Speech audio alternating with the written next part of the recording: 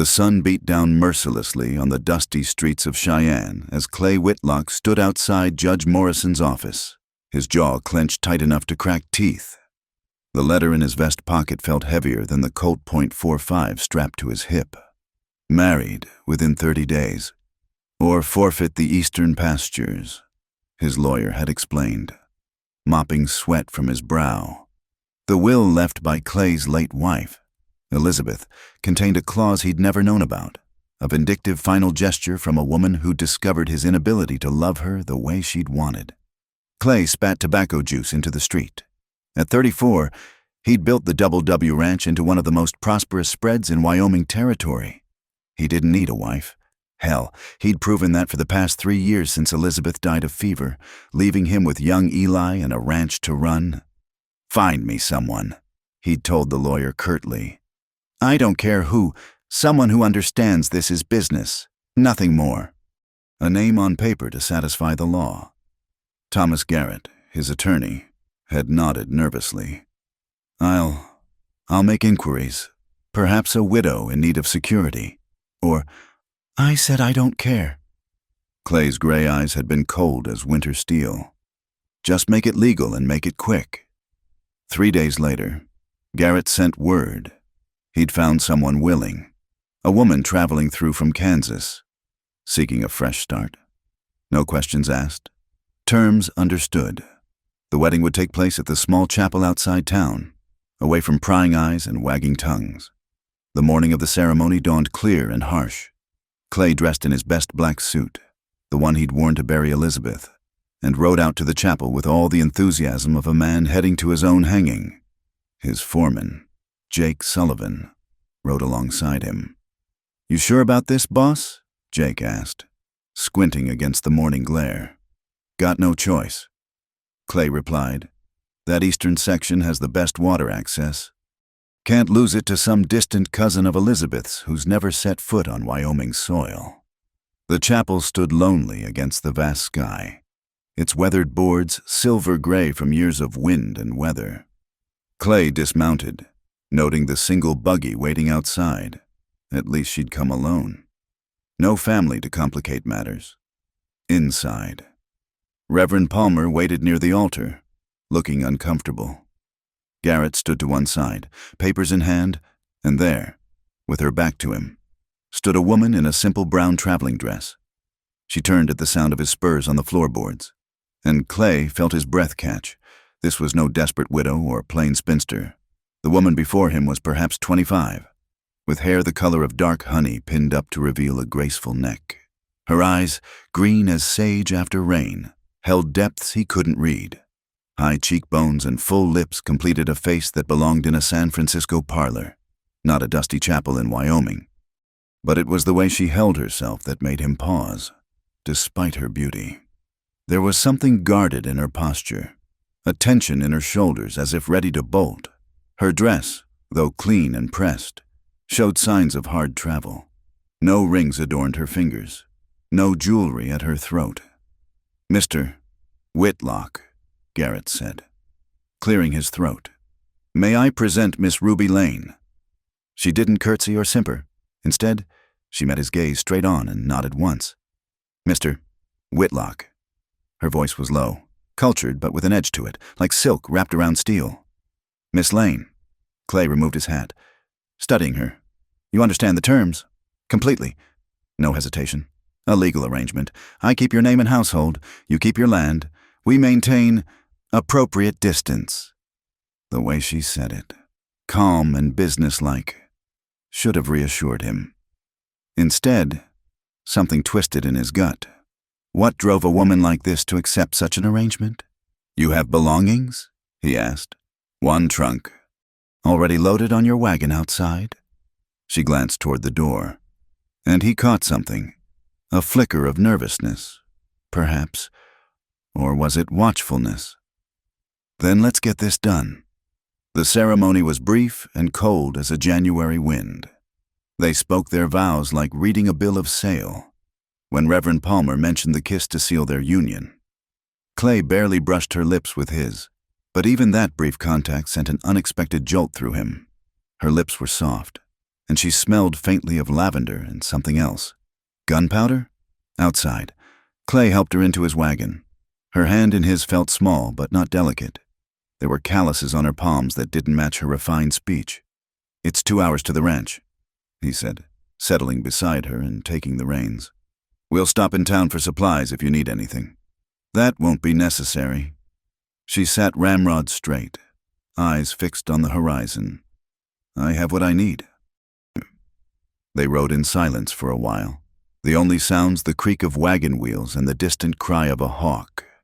Clay found himself stealing glances at his new wife. In profile, she was even more striking. But there were shadows under her eyes, a tightness around her mouth that spoke of sleepless nights. "You from Kansas originally?" he asked finally. "Originally? No." She didn't elaborate. "Family? Dead." The finality in her tone closed that door firmly. Clay didn't press. After all, hadn't he wanted someone with no complications, no connections? As they crested the rise that revealed the Double W ranch spread below, he heard her quick intake of breath. The ranch house sat solid and imposing against the landscape, 2 stories of timber and stone, with a wide porch facing west. Beyond it, the barns and corrals spread in neat arrangement, and farther still, his cattle dotted the grasslands like scattered pepper. "It's extensive," she said carefully. 3,000 head of cattle, 40 horses, 12 full-time hands. Clay said with quiet pride. "The house has 8 rooms. You'll have the blue room, Elizabeth's old sewing room. It's been cleaned out." Something flickered across her face at the mention of his late wife, but she only nodded. As they descended toward the ranch, Clay noticed her hands had clenched in her lap, knuckles white against the brown fabric of her dress. For all her composure, something about arriving at the ranch had shaken her. The hands were gathered near the main corral, pretending to work while watching the wagon approach. Clay knew there'd be talk, there always was, but his men knew better than to gossip in his hearing. He pulled up before the house, and Jake appeared to help with the horses. The foreman's eyes widened slightly at sight of Ruby, but he touched his hat politely. "Ma'am, welcome to the Double W." "Thank you." Her response was courteous but distant. Clay came around to help her down, and again felt that unwelcome awareness when his hands spanned her waist. She was slender but not frail. There was strength beneath the traveling dress. "Maria," Clay called, and his housekeeper emerged from the house, wiping flour-dusted hands on her apron. The Mexican woman's dark eyes assessed Ruby shrewdly. "This is Mrs. Whitlock," Clay said, the words feeling strange on his tongue. "See that she's settled in the blue room." Maria's eyebrows rose slightly, but she bobbed a curtsy. "Si, senor. Come, senora. I show you." Ruby followed the housekeeper inside, leaving Clay standing in the dusty yard with an odd sense of having set something in motion he couldn't control. "Boss?" Jake stood at his elbow. "That's your new wife." "That's what the paper says." Clay headed for the house. "Have someone bring her trunk up." Inside, the house felt different already. Ruby's presence seemed to charge the air, though she was nowhere in sight. Clay could hear Maria's voice drifting down from upstairs, chattering in a mix of English and Spanish. He went to his study and poured 3 fingers of whiskey, downing it in one burning gulp. Through the window, he could see riders moving among the cattle, the endless work of the ranch continuing. This was what mattered: the land, the livestock, the legacy he was building for Eli. A movement caught his eye, a small figure near the barn. Eli himself, home from his lessons with Mrs. Patterson in town. The boy stood still, watching the house with solemn dark eyes that seemed too old for his 7 years. Clay's chest tightened. His son hadn't spoken a word since the night his mother died, when fever had ravaged the house and 3-year-old Eli had been found hiding in a closet. Elizabeth's cold hand still clutched in his small fingers. The boy disappeared into the barn, probably to hide with the horses. They'd have to meet eventually, Clay supposed, but he wouldn't force it. Lord knew the child had endured enough changes. Footsteps on the stairs made him turn. Ruby descended slowly, having shed her traveling cloak, The afternoon light from the landing window caught the golden threads in her hair, and Clay found himself staring. "Maria has been very kind," she said, pausing at the study doorway. "The room is more than adequate." "Good." He gestured vaguely. "Supper's at 6. We don't stand on ceremony here. You're free to explore the house and grounds, but stay clear of the working areas. The hands aren't used to having women about." "I understand." She studied him with those unreadable green eyes. "Will there be other expectations?" The question hung between them like a challenge. Clay set down his glass harder than necessary. "I told you, this is a legal arrangement, nothing more. You'll run the household, appear at necessary social functions as my wife. Beyond that, your time is your own. And the boy, Maria mentioned you have a son." "Eli. He's special. Doesn't talk. Probably best if you keep your distance there, too." Something shifted in her expression. Was it disappointment? But she merely inclined her head. "As you wish." She turned to go, then paused. "Mr. Whitlock, thank you for this opportunity." Before he could respond, she was gone, leaving only that faint scent of lavender and mystery. As the sun began its descent toward the mountains, painting the sky in shades of blood and gold, Clay stood at his window watching the land he'd fought to build and keep. In the distance, a coyote howled, the sound lonely and wild. Upstairs, in a room that had stood empty for 3 years, his new wife, his stranger wife, was settling into a life neither of them had chosen. He wondered what had driven her to accept his cold proposal, what shadows lurked behind those green eyes. The wedding ring on his finger felt heavy and foreign. He'd married for land, for legacy, for everything but love. Just as Elizabeth had accused him before she died, he was a man with a stone where his heart should be. But as he recalled the brief touch of Ruby's lips, the steel in her voice wrapped in silk, Clay Whitlock had the unsettling feeling that he'd invited more than just a convenient wife into his orderly life. Outside, storm clouds gathered on the horizon, promising a wild night ahead. The first week passed like a wary dance between strangers. Ruby kept to the house, learning its rhythms and shadows while maintaining careful distance from its master.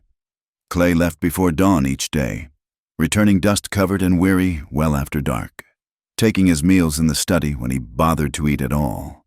The ranch hands watched her with curious eyes when she ventured onto the porch, but none approached. Maria, the housekeeper, remained politely distant, answering questions but offering no warmth beyond basic courtesy. Ruby understood. She was an interloper here, a legal necessity, tolerated but not welcomed. It was on the 8th morning that she first saw the boy properly. She'd risen early, unable to sleep in the too quiet room that still smelled faintly of lavender sachets and old grief. Making her way to the kitchen, she'd expected to find it empty. Maria didn't arrive until 6, and Clay had already left for the range. Instead, a small figure sat hunched at the scarred wooden table, thin shoulders sharp beneath a nightshirt too large for his frame. Dark hair fell across his forehead as he traced patterns in spilled flour. "Eli." Ruby froze in the doorway, remembering Clay's warning to keep her distance, but the boy looked so lost, so utterly alone in the pre-dawn darkness, that her heart twisted. Moving carefully, she entered the kitchen and began preparing coffee, making no attempt to speak or approach him. She felt his eyes tracking her movements, watchful, wary, like a half-wild creature ready to bolt. The coffee pot gurgled. Ruby found bread and sliced it, located butter and jam. Simple tasks, performed quietly while the child watched. When she'd assembled a basic breakfast, she set a plate at her own place. Then, after a moment's hesitation, prepared a second plate and set it across from her. She didn't look at him, didn't gesture or invite, simply sat down and began to eat, gazing out the window at the lightening sky. A chair scraped. Small bare feet patted across the floor. The boy climbed into the seat across from her, still watching her with those two old eyes, dark like his father's, but holding depths of sorrow no child should know. They ate in companionable silence as the sun painted the mountains gold, When Eli finished, he slipped away as quietly as he'd come, leaving Ruby with an odd ache in her chest and flower handprints on the table like tiny ghosts. She was washing dishes when Boots stomped on the porch. Clay filled the doorway, hat in hand, face dark with disapproval. "I told you to keep away from him." Ruby didn't turn from the sink. "I made breakfast. He chose to join me. I didn't speak to him or touch him." "That's not—" He stopped, jaw working. "Eli doesn't. He can't handle changes. New people, it upsets him." "He didn't seem upset." She dried her hands, finally facing him. He seemed hungry. Something flickered in Clay's eyes, anger or pain. She couldn't tell. "You don't understand. After his mother died—" "I understand enough." Ruby kept her voice level.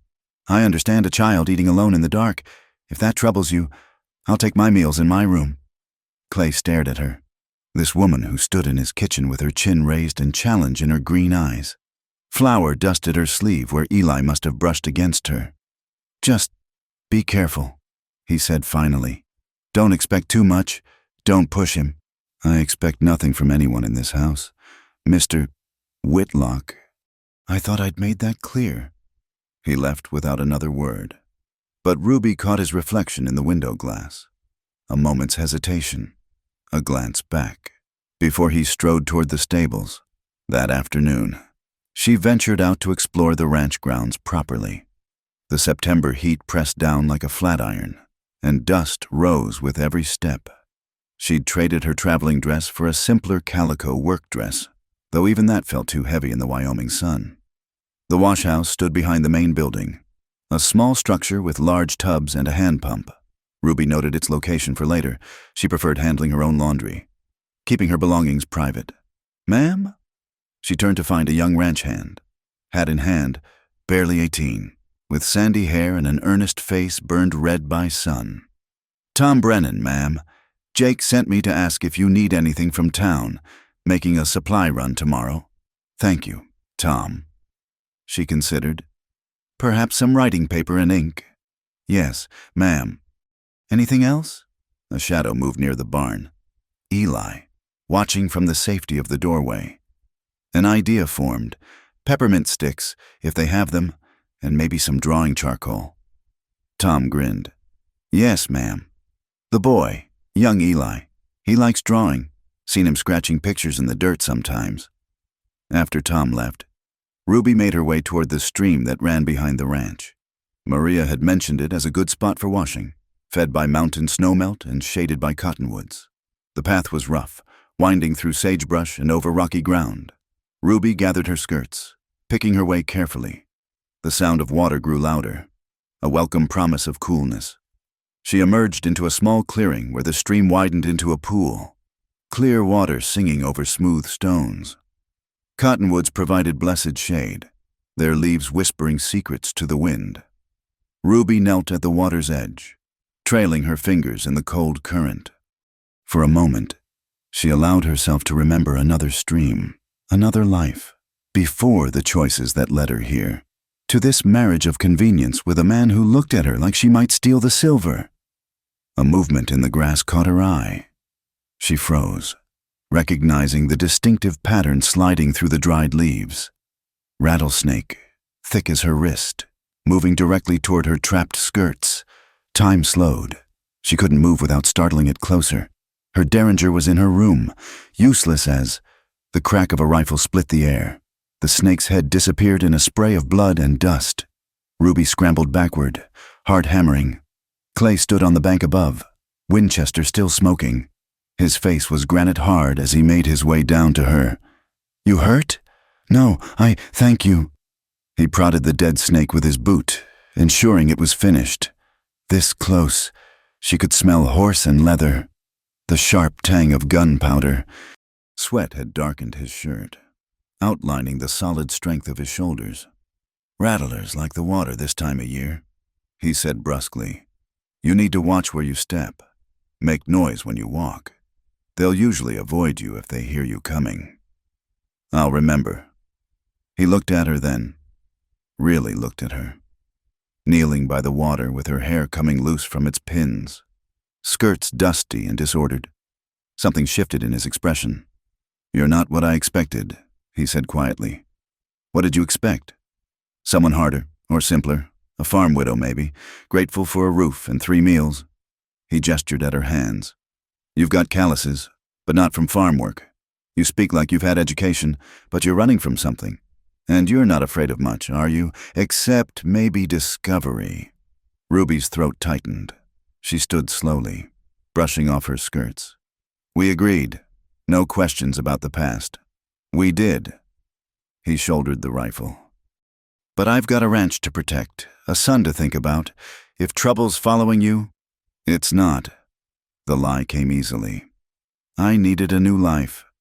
You offered one, that's all." They stood facing each other in the dappled shade, the stream singing between them.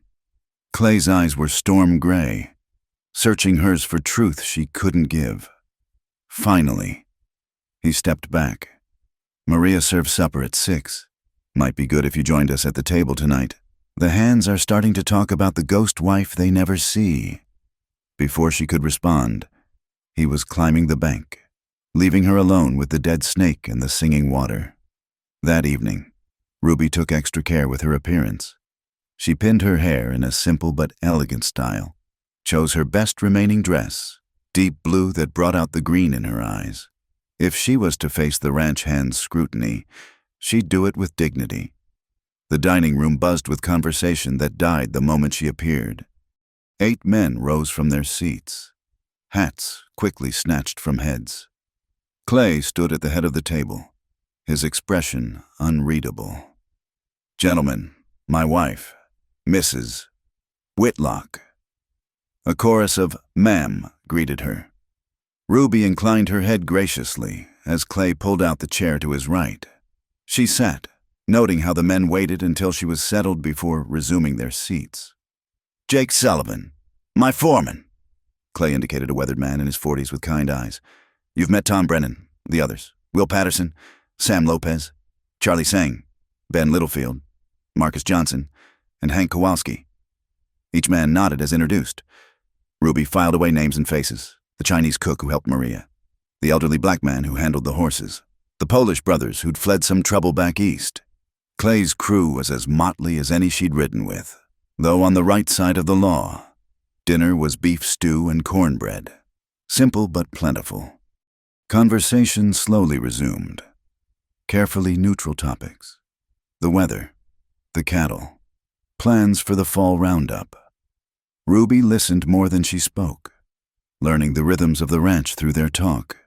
She noticed Eli's absence like a missing tooth. A place was set beside Clay, but the boy didn't appear.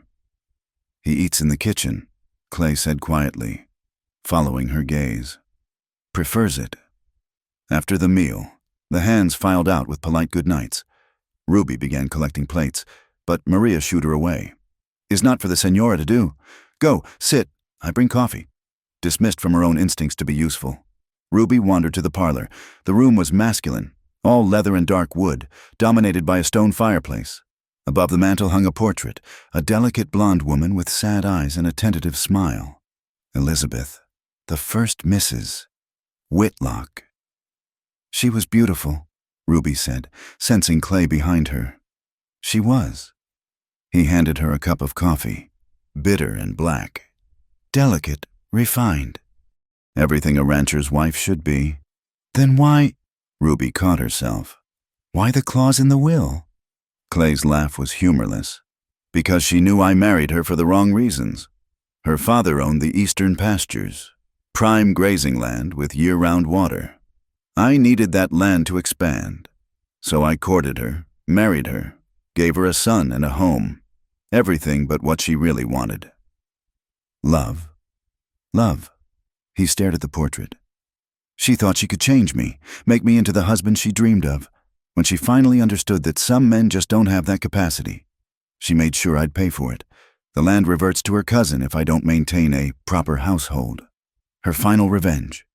Ruby sipped her coffee, tasting bitterness beyond the brew. So you married another stranger. Seemed fitting. He turned from the portrait. We understand each other. You and I, no illusions, no expectations beyond the bargain made. Thunder rumbled in the distance.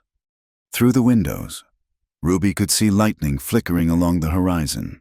The storm that had been building all week was finally arriving. "I should retire," she said, setting down her cup. "Ruby, Mrs. Whitlock." Clay's voice stopped her at the doorway. "Thank you for this morning. With Eli, I saw the plates." She nodded without turning. "Good night, Mr. Whitlock." The storm broke near midnight. Thunder shook the house while lightning turned night to harsh day. Rain hammered the roof like bullets. Ruby woke from dreams of gunfire and pursuit. Heart racing. The room flashed white, thunder immediately following. In that brief illumination, she saw her door standing open, a small figure huddled just inside, Eli pressed against the wall, eyes wide with terror. Each thunderclap made him flinch, moving slowly. Ruby lit the bedside lamp. The boy watched her, trembling. She could send him back to his room, follow Clay's rules, or, without speaking, she pulled back the covers on the far side of the bed, then lay back down, facing away from him. An invitation without demands. The bed dipped slightly. Small, cold feet brushed hers as Eli curled into the smallest possible ball on the far edge. Ruby began to hum softly, an old lullaby her mother had sung before the world went hard and cruel. Gradually, the trembling eased. When she glanced over, the boy had fallen asleep, one hand clutching the pillow like a lifeline. The storm raged on, but in the lamplight, two lost souls had found a moment's shelter. She didn't hear Clay's footsteps in the hall, didn't see him pause at her open door, didn't witness the expression that crossed his face at the sight of his silent son sleeping peacefully beside this stranger who was his wife. By morning, Eli was gone. The only sign of his presence, the indentation in the pillow. Ruby dressed and went down to breakfast, wondering if she'd crossed some unforgivable line. But at the kitchen table sat two plates, already set, and in the flour dust beside them, traced by a small finger, was a single word: thank. Autumn arrived with sharp mornings and golden afternoons, painting the Wyoming landscape in shades of amber and rust. Ruby had been at the Double W for 3 weeks now, and a tentative routine had emerged. She managed the household with quiet efficiency, earning Maria's grudging respect and the ranch hand's cautious acceptance. Each morning, Eli joined her for silent breakfasts. He never spoke, but his presence had become a comfort. She'd learned to read his moods in the tilt of his head, the way he arranged his food on the plate. Tom Brennan had brought the drawing charcoal from town, and now the boy left her small sketches: a horse, a bird, the mountains at sunset. Clay remained distant, cordial but cool. They spoke at meals about ranch business, the weather, nothing of consequence.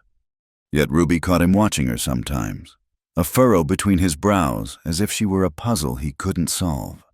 It was a Tuesday morning when everything shifted. Ruby had taken over the ranch accounts at Maria's request, the housekeeper confessing she'd never learned her letters properly. Ruby was reconciling supply orders in Clay's study when she heard the commotion outside. Shouts, running feet, the thunder of hooves. She reached the porch as Jake Sullivan came racing up on his lathered horse. "Where's the boss?" he demanded. "North pasture, checking the fence line." Ruby gripped the porch rail. "What's happened?" "Cattle rustlers. Hit the southern herd at dawn. We lost maybe 50 head, and Will Patterson took a bullet in the shoulder." Ruby's mind raced. Clay was at least an hour's ride away. By the time someone fetched him, the rustlers would be long gone with the cattle. "How many riders?" she asked. Jake blinked at her sharp tone. "Maybe 6, 7. They headed southwest toward Badger Canyon. Ruby knew that canyon. She'd studied Clay's maps. Narrow, winding, perfect for an ambush, but also only one way out if you knew the terrain. "Get Patterson to the house. Maria knows some doctoring." She was already moving. "Take Sam and Marcus. Ride hard for Mr. Whitlock. I'll send the others to track the rustlers." Keep eyes on them till you arrive. Ma'am, I don't think. Every minute we waste, those cattle get farther away. Her voice cracked with authority. Move! Jake stared at her for a heartbeat, then wheeled his horse around. Barking orders. Ruby ran for the house, nearly colliding with Charlie Sang in the kitchen. Charlie, I need you to ride to Badger Canyon. Don't engage. Just track the rustlers. Mark their trail. Mr. Whitlock will be coming with reinforcements. The cook's eyes widened. Mrs. Whitlock, you sure? I'm sure. Take Ben and Tom with you. Go! As the men scattered, Ruby felt the familiar cold clarity of action settle over her. This was what she knew. Crisis. Quick decisions. The chess game of pursuit and evasion. Will Patterson arrived, pale and cursing, supported by Sam Lopez. Blood seeped through his shirt, but he was conscious. Maria bustled him inside, already calling for hot water and clean cloth. Ruby helped settle him on the kitchen table, then left Maria to her work. She needed to think, to plan. If the rustlers made it through Badger Canyon, they'd hit open country. The cattle would be gone, and Clay would lose not just livestock but reputation. In this country, a ranch that couldn't protect its herds didn't last long, unless... She found herself in Clay's study, staring at the territorial map. There was another route to Badger Canyon, longer, harder, but it would put riders above the rustlers on the canyon rim. If someone knew the trail... What are you doing? Ruby spun. Clay filled the doorway, dust-covered and furious. Jake and Marcus flanked him. Looking for alternatives, she said steadily. The rustlers have an hour's head start. They'll be through Badger Canyon before I know my own land. He stalked to the map. Jake told me you sent my men out. By what right? By the right of not standing idle while thieves rob us blind. The us slipped out before she could stop it. There's a trail here. She traced the route on the map. If we take it, we can get above them. We? Clay's laugh was harsh. You're staying here. That trail's treacherous. You need someone who knows it. Ruby met his glare. I studied your maps. Every ridge, every wash. I can guide you. Absolutely not. You're wasting time arguing when we should be riding. My wife does not... He stopped, jaw clenched. This isn't your concern. 50 head of cattle aren't my concern. This ranch's reputation isn't my concern. She stepped closer. You married me to keep this land. Clay Whitlock. Let me help you protect it. They stood toe to toe, gazes locked. Jake shifted uncomfortably behind them. Boss, she might have a point about that trail. If we could get above them. Clay's eyes never left Ruby's. Saddle the horses, he said finally. Mrs. Whitlock rides with us.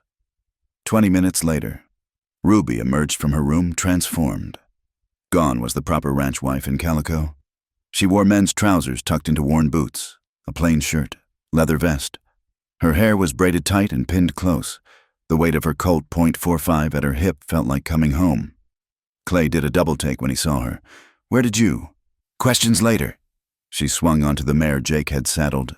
Ride now. 5 men rode with them. Jake, Marcus, Sam, and the Kowalski brothers. Ruby set a hard pace, leading them up increasingly narrow trails. The horses labored, but she pushed on, reading the land with an expertise that had Clay watching her with new eyes. They climbed above the tree line, where the trail became a mere suggestion along a cliff face. One misstep would send horse and rider tumbling hundreds of feet. You sure about this?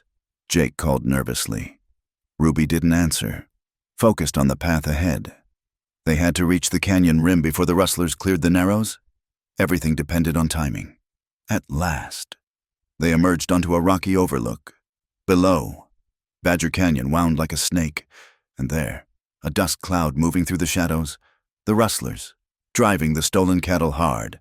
There, Ruby pointed to where the canyon narrowed dramatically. They'll have to slow down there. Single file. That's where we take them. Clay studied the terrain with a tactician's eye. Jake, take Sam and Marcus down that draw. Come at them from behind once they're bottled up. The rest of us will pin them from above. The men moved to position. Ruby checked her revolver, muscle memory taking over. How many times had she done this? Different circumstances. Same dance. You've done this before. Clay's voice was quiet beside her. We all have our pasts. Mr. Whitlock. Clay, he said. A woman who can ride and shoot like you should use my given name. Before she could respond, the rustlers appeared below. 7 men, as Jake had said. Pushing the bellowing cattle through the narrow passage, Ruby recognized the type. Hard cases. Willing to kill for a profit. On my signal, Clay murmured. Then louder. Now! Gunfire erupted from above and behind. The rustlers, caught in the crossfire, wheeled their horses in confusion. Cattle bawled and milled, adding to the chaos. Ruby picked her targets carefully, winging one man's gun arm, sending another's hat flying. Beside her, Clay's Winchester barked steadily. One rustler broke free, spurring his horse up a side trail toward their position. Ruby saw him raise his gun, aiming for Clay's exposed back. Time slowed. She moved without thinking, her Colt speaking once. The rustler tumbled from his saddle, clutching his shoulder. Clay spun, saw the fallen man, the smoking gun in Ruby's hand. Something passed between them. Acknowledgement, gratitude, questions for later. The fight was brief but vicious. When the gun smoke cleared, 3 rustlers lay wounded, the others surrendering with hands raised. Jake and the men rounded them up with practiced efficiency. We'll take them to the sheriff in Cheyenne, Clay said. Let the law sort them out. As the men secured the prisoners and gathered the scattered cattle, Clay approached Ruby. She was reloading her Colt with steady hands, but he could see the tremor in her shoulders now that the action was over. That man would have killed me, he said simply. Yes. She holstered the gun. He would have. You saved my life. You saved mine at the stream. Call us even. He caught her arm as she turned away. Ruby, the way you rode, the way you handled that gun. Who were you before? She looked up at him, green eyes deep as forest shadows. Someone who made choices, some good, some bad, someone trying to be better. Running from the law? Does it matter? She pulled free gently. I'm your wife. I stood with you today. Isn't that enough? Clay studied her, this woman who'd appeared in his life like a dust devil, upending everything he thought he knew. Dust streaked her face. Her braid was coming loose, and she'd never looked more beautiful or more dangerous. For now, he said finally. It's enough for now. The ride back was subdued, the captured rustlers sullen under guard. But the Double W men treated Ruby differently now, with the respect earned by shared danger. Jake tipped his hat to her, and Sam offered his canteen without being asked. As they descended into the valley, the ranch spreading before them in the late afternoon light, Ruby felt something ease in her chest. For the first time since fleeing Kansas, she'd fought on the right side, protected instead of plundered. Ruby, Clay's voice was thoughtful.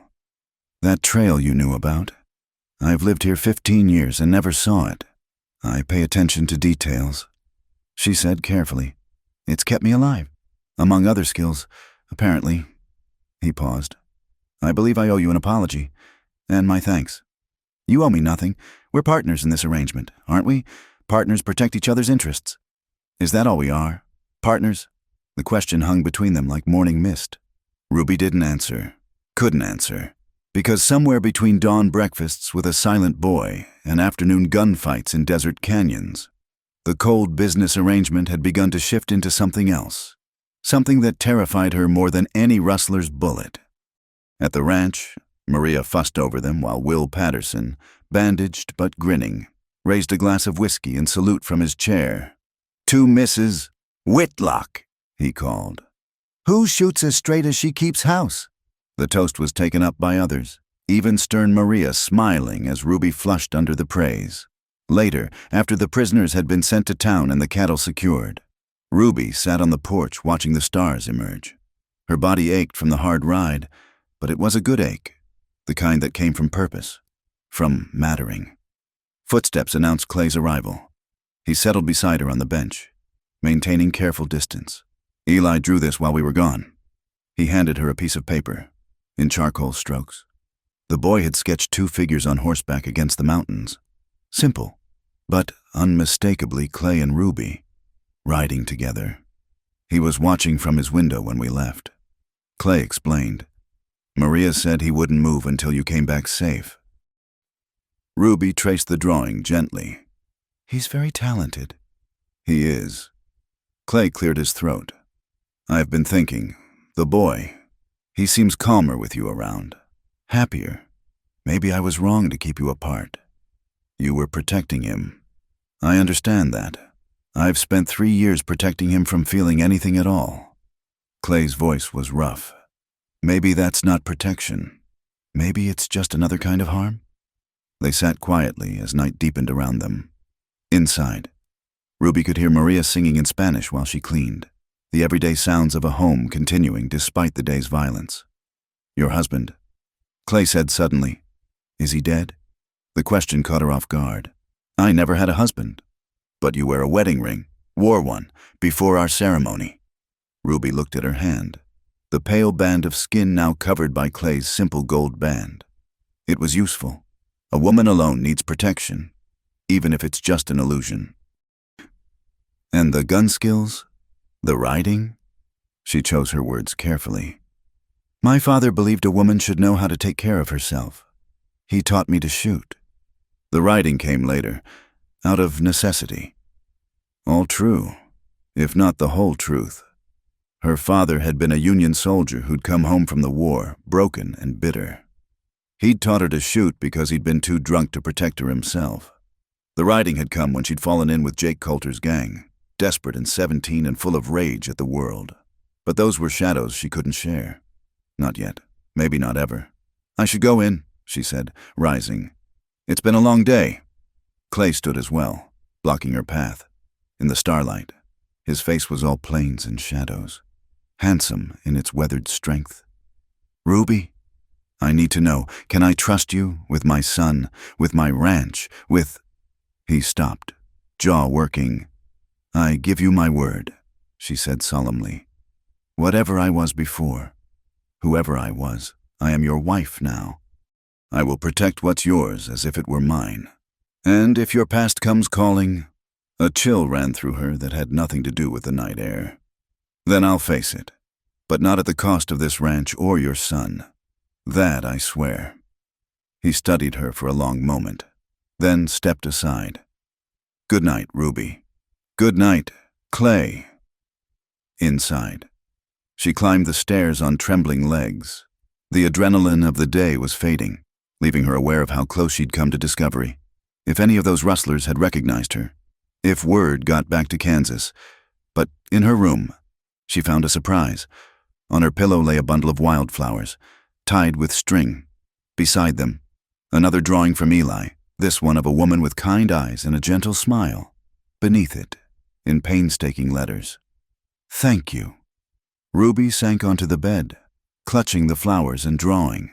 For the first time in 2 years, she allowed herself to weep, not from fear or sorrow, but from a dangerous, tender hope.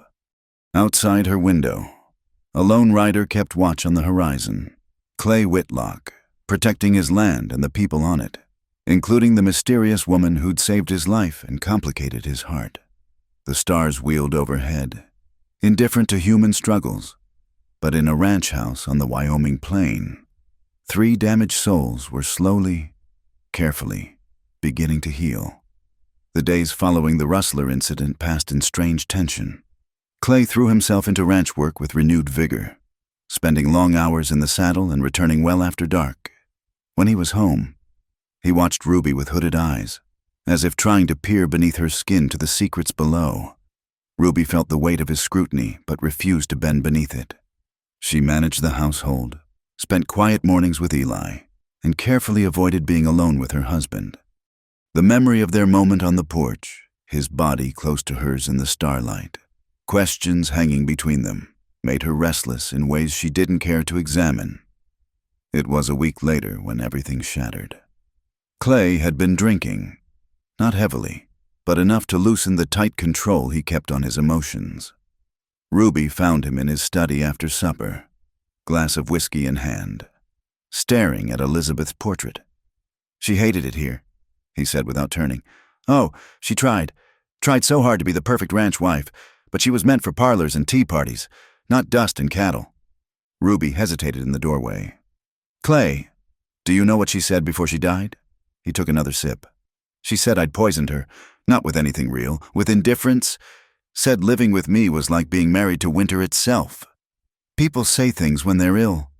She was right. He turned finally, eyes glittering.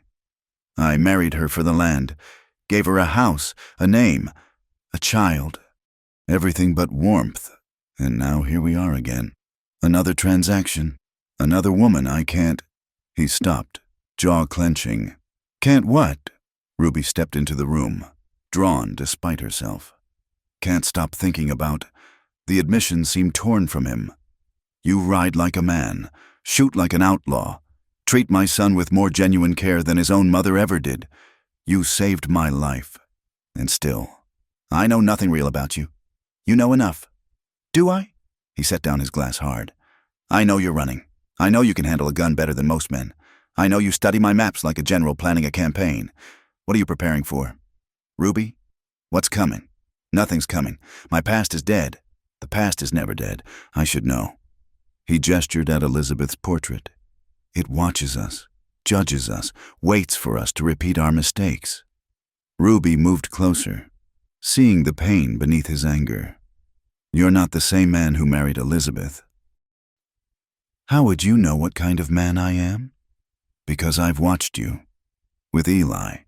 So patient, even when it breaks your heart that he won't speak. With your men, fair and honest. With the land, protective as a wolf with territory." She was close enough now to smell the whiskey on his breath, see the pulse beating at his throat. "You're a good man. Clay Whitlock. Your first wife was wrong." "Was she?" His hand came up, fingers ghosting along her cheek. "Then why do I want things I shouldn't? Why do I lie awake thinking about a woman I'm supposed to keep at arm's length?" Ruby's breath caught. "Clay, that day with the rustlers, when you shot that man." His thumb traced her jaw. "I've never seen anything so magnificent. You were fierce as a warrior goddess, and all I could think was how much I wanted—" He kissed her. Not the brief brush of their wedding day, but a real kiss, hungry and demanding. Ruby's body responded before her mind could protest, melting against him, hands fisting in his shirt. For a moment, there was only heat and need and the whiskey taste of his mouth. Then reality crashed back. She wrenched away, both of them breathing hard. "We can't—" Her voice shook. "We agreed. A business arrangement. To hell with our arrangement." He reached for her again. "No." She backed toward the door. "You're drinking. You're thinking of her. Not me. I won't be a substitute for a ghost." "Ruby." But she fled, taking the stairs 2 at a time, heart hammering against her ribs. In a room.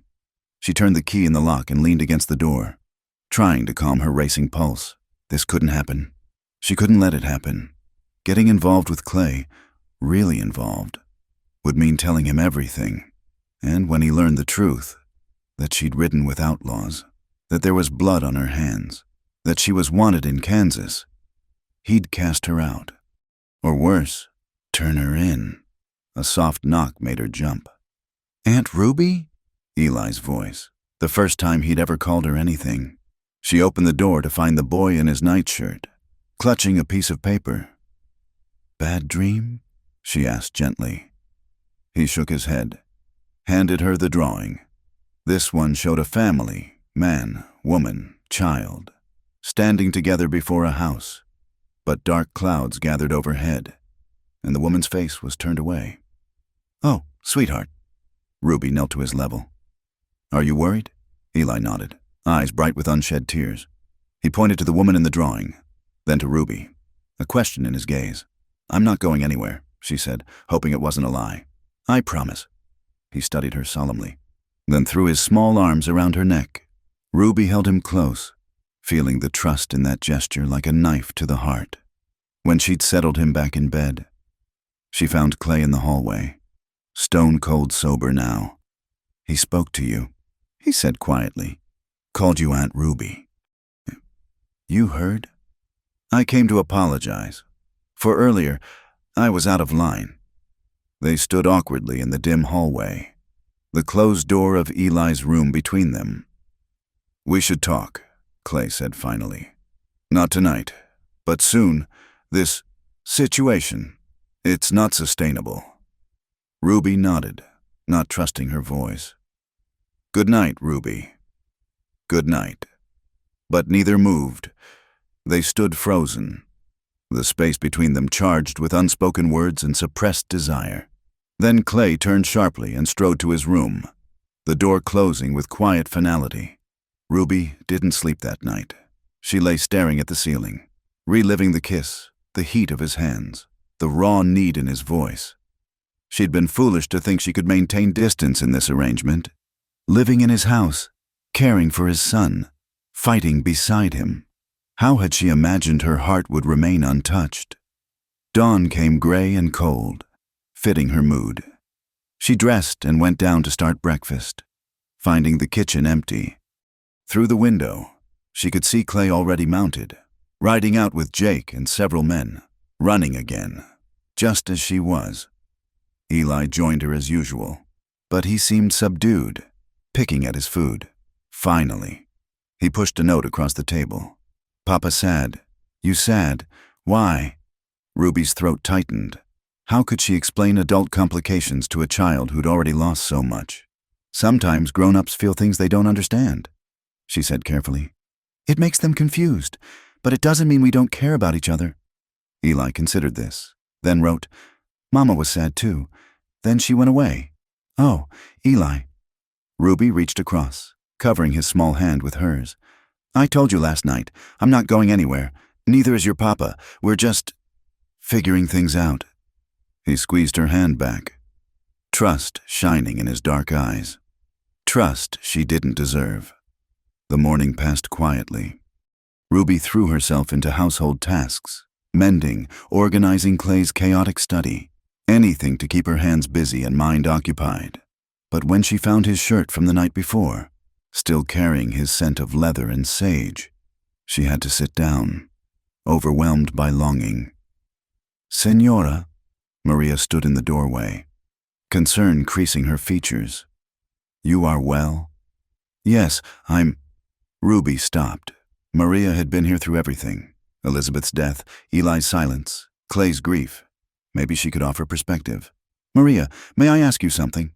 The housekeeper entered, settling her considerable bulk into a chair. "Say, of course." "Elizabeth, what was she really like?" Maria's face softened with memory. "Ah, la pobrecita. She was like a butterfly. You know, beautiful, delicate, not made for this hard place.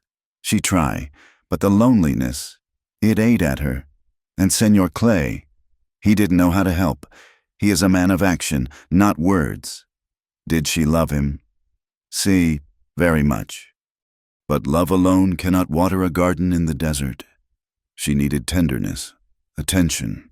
Senor Clay, he gave her a house, respect, protection, but his heart—" Maria tapped her chest. "His heart, he kept locked away. I think because he feared if he opened it, he would break. And now," Maria studied her shrewdly, "now I see a different man, one who watches you when you do not see, who stands at your door at night but does not knock, who smiles, truly smiles, for the first time since I know him, when his son speaks your name." Ruby felt tears threaten. "But I can't be what he needs. There are things about me. We all have shadows. Senora, what matters is what we choose to do in the light." Maria stood, patting Ruby's shoulder. "Senor Clay is a good man who has been too long in the cold. Perhaps what he needs is not a perfect woman, but one who understands the darkness too." After Maria left, Ruby sat in the quiet study, surrounded by the evidence of Clay's life, ledgers filled with his bold handwriting, maps marked with his plans, books worn from reading. Everything spoke of a man who'd built something solid and lasting, who'd carved meaning from an unforgiving landscape. What had she built? Nothing but a trail of regrets and a false name. The sound of horses brought her to the window. Clay was returning, and he wasn't alone. An elegant buggy followed, driven by a man in a city suit. Beside him sat a woman in traveling clothes, her face obscured by a veiled hat. Ruby's blood ran cold. Visitors meant questions, scrutiny. She smoothed her dress, pinned up her hair more securely, and prepared to play the proper ranch wife. Clay entered, expression grim. "Ruby, we have guests. Mr. Thornton from the Territorial Bank, and this is Mrs. Adelaide Morrison, Elizabeth's cousin." The woman who lifted her veil was everything Ruby wasn't. Refined, elegant, with the kind of porcelain beauty that belonged in drawing rooms. Her blue eyes swept over Ruby with barely concealed disdain. "So," Adelaide said, voice sweet as poisoned honey, "this is your new wife. How unexpected, Mrs. Morrison." Ruby inclined her head politely. "Welcome to the Double W." "Oh, I know my way round. I visited dear Elizabeth often." Adelaide's smile was sharp. "In fact, I'm quite familiar with everything here, including the terms of her will." The threat was subtle but clear. Ruby felt Clay tense beside her. Perhaps our guests would care for refreshment after their journey. Ruby said smoothly, "Maria has fresh coffee and cake." "How domestic." Adelaide's laugh tinkled like breaking glass. "Elizabeth mentioned once that Clay would likely remarry quickly. A man like him needs a woman to manage things. Though I must say, she imagined someone more suitable." "Adelaide." Clay's voice carried warning. "You're welcome here as Elizabeth's family, but Ruby is my wife and mistress of this house. You'll treat her with respect." "Of course." Adelaide settled into a chair like a cat claiming territory. "I'm merely concerned for dear Eli. Such upheaval for a child who's already traumatized, and with someone so unknown. You did verify your bride's background, didn't you, Clay? In these lawless times, one can't be too careful." Ruby's pulse raced, but she kept her expression calm. "My background is simple enough. I needed a new start. Clay offered one. We suit each other well." "Do you?" Adelaide's eyes glittered. "How fortunate. And where exactly did you come from?" "Mrs. Whitlock. You have an unusual accent, not quite Eastern, not quite Southern." "I've traveled considerably," Ruby said, deliberately vague. "How adventurous. And your family?" "Gone. All of them? How tragic." "No one to stand witness at your wedding? No connections at all?" Each question was a probe, testing for weakness. Ruby recognized the technique. She'd used it herself when assessing marks for the gang. "Adelaide, enough." Clay's hand came to rest on Ruby's shoulder, warm and protective. "Mr. Thornton, I assume this isn't a social call. What brings you out here?" The banker cleared his throat nervously. "Well, Mr. Whitlock, it's about the loan extension you requested. For the new breeding stock, the board has some concerns." "What concerns?" Clay's voice was dangerously quiet. "Well, with the recent rustling incident and questions about the stability of your domestic situation, questions raised by whom?" But Clay's eyes were already on Adelaide. "I merely expressed concern to some friends in town," Adelaide said innocently. "After all, Elizabeth's will was quite specific about maintaining a proper household, and with your new wife's mysterious background." Ruby stood abruptly. "If you'll excuse me, I should check on Eli." "Oh, is he here?" Adelaide brightened with false enthusiasm. "I so long to see my dear cousin's child. The poor lamb must be so confused by all these changes." "He's adjusting well," Ruby said coolly. "Children are resilient when they feel safe and loved." "Indeed, though one wonders what kind of influence—" Adelaide trailed off suggestively. Ruby had endured enough. "What kind of influence would you prefer, Mrs. Morrison? Someone who sits with him through nightmares? Who celebrates when he finds his voice again? Or someone who sees him as a playing piece in a game of inheritance?" Adelaide's face flushed. "How dare you? That's enough. Clay's voice cut through like a blade. Adelaide, Mr. Thornton, I believe our business is concluded. The Double W remains a stable operation with a proper household. As the will requires, my wife has proven herself an asset in every way. If the bank has concerns about a loan based on malicious gossip, perhaps I need to reconsider where I do my banking. Thornton paled. Now, Mr. Whitlock, no need for hasty decisions. I'm sure the board will see reason. They'd better. Clay moved to the door, clearly dismissing them. Jake will see you out. Adelaide rose slowly, gathering her dignity like armor. This isn't over. Clay, Elizabeth trusted me to look after her interests. Elizabeth is dead, Clay said flatly. Her interest died with her. All that remains is the welfare of this ranch and my son. And that's no longer your concern. As Adelaide swept past Ruby, she paused. We'll see about that, she murmured, too low for the men to hear. I know how to dig up secrets. Mrs. Whitlock. Everyone has them, even mysterious women who appear from nowhere. Then she was gone, leaving Ruby cold with dread. Adelaide Morrison was no idle society woman. She was a threat, one who wouldn't rest until she'd uncovered every buried truth. After the guests departed, Ruby found herself shaking. She made it to the porch before her knees gave out. Sinking onto the bench, Clay joined her, solid and warm. I'm sorry about that. Adelaide has always been a vulture, circling for advantage. She wants the ranch, Ruby said. She wants control, over the land, over Eli, over me if she could manage it. He was quiet for a moment. She won't find anything, will she, when she goes digging? Ruby closed her eyes. This was the moment. Tell him now, before Adelaide's investigations exposed her. But looking at his face, the concern there, the protective anger on her behalf, she couldn't form the words. Everyone has a past, she said instead. That's not an answer. It's the only one I have right now. Clay studied her for a long moment, then nodded slowly. All right, but Ruby, whatever it is, we'll face it together. You're not alone anymore. The words broke something inside her.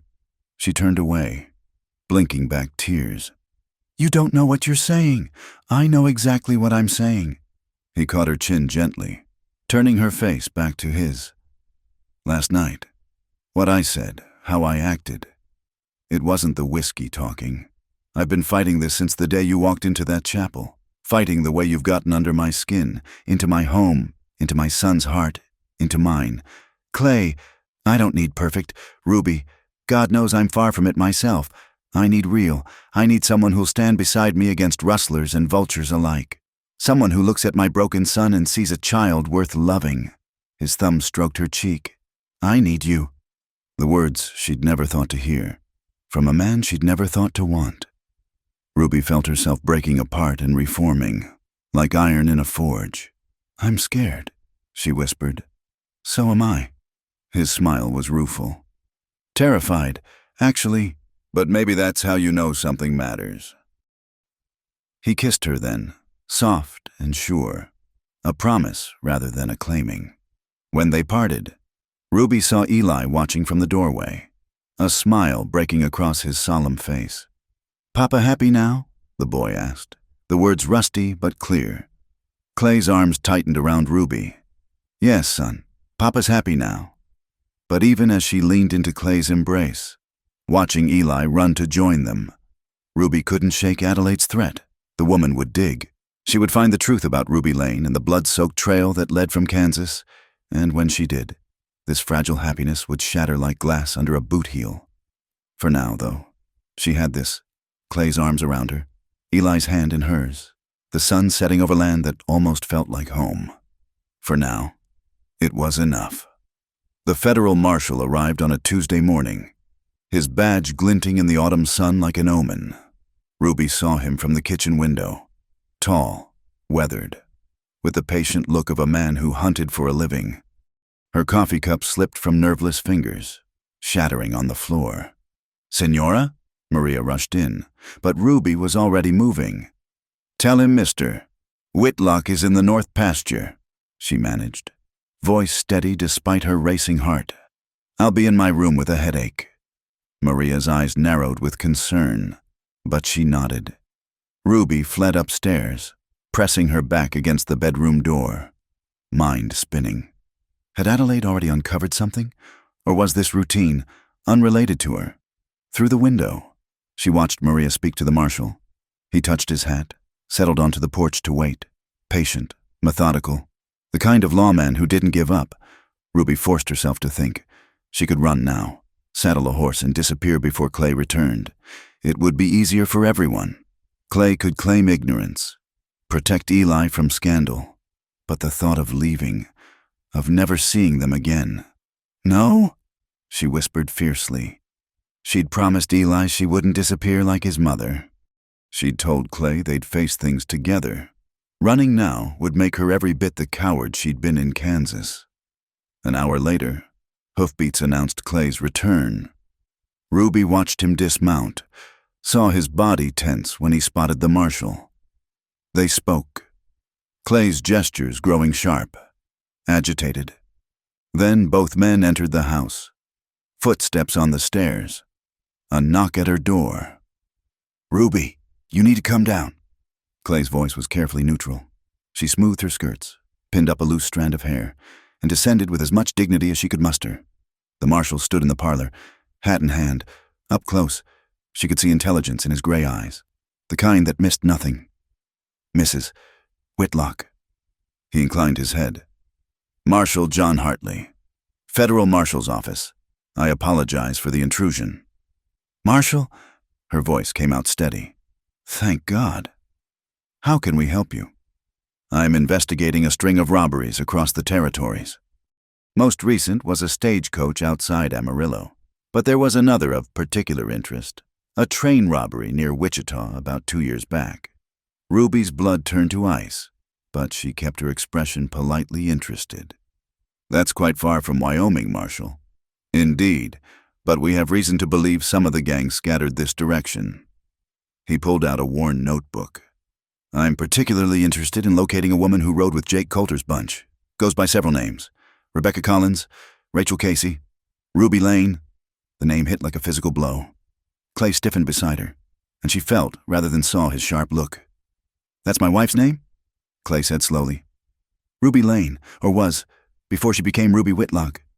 "Yes, I noticed that coincidence." Hartley's eyes never left Ruby's face. "Might I ask where you're from originally, Mrs. Whitlock?" "Originally, Missouri," Ruby said, reaching for truth where she could. "But I've traveled considerably." "It's not an uncommon name." "No, indeed not." The marshal consulted his notes.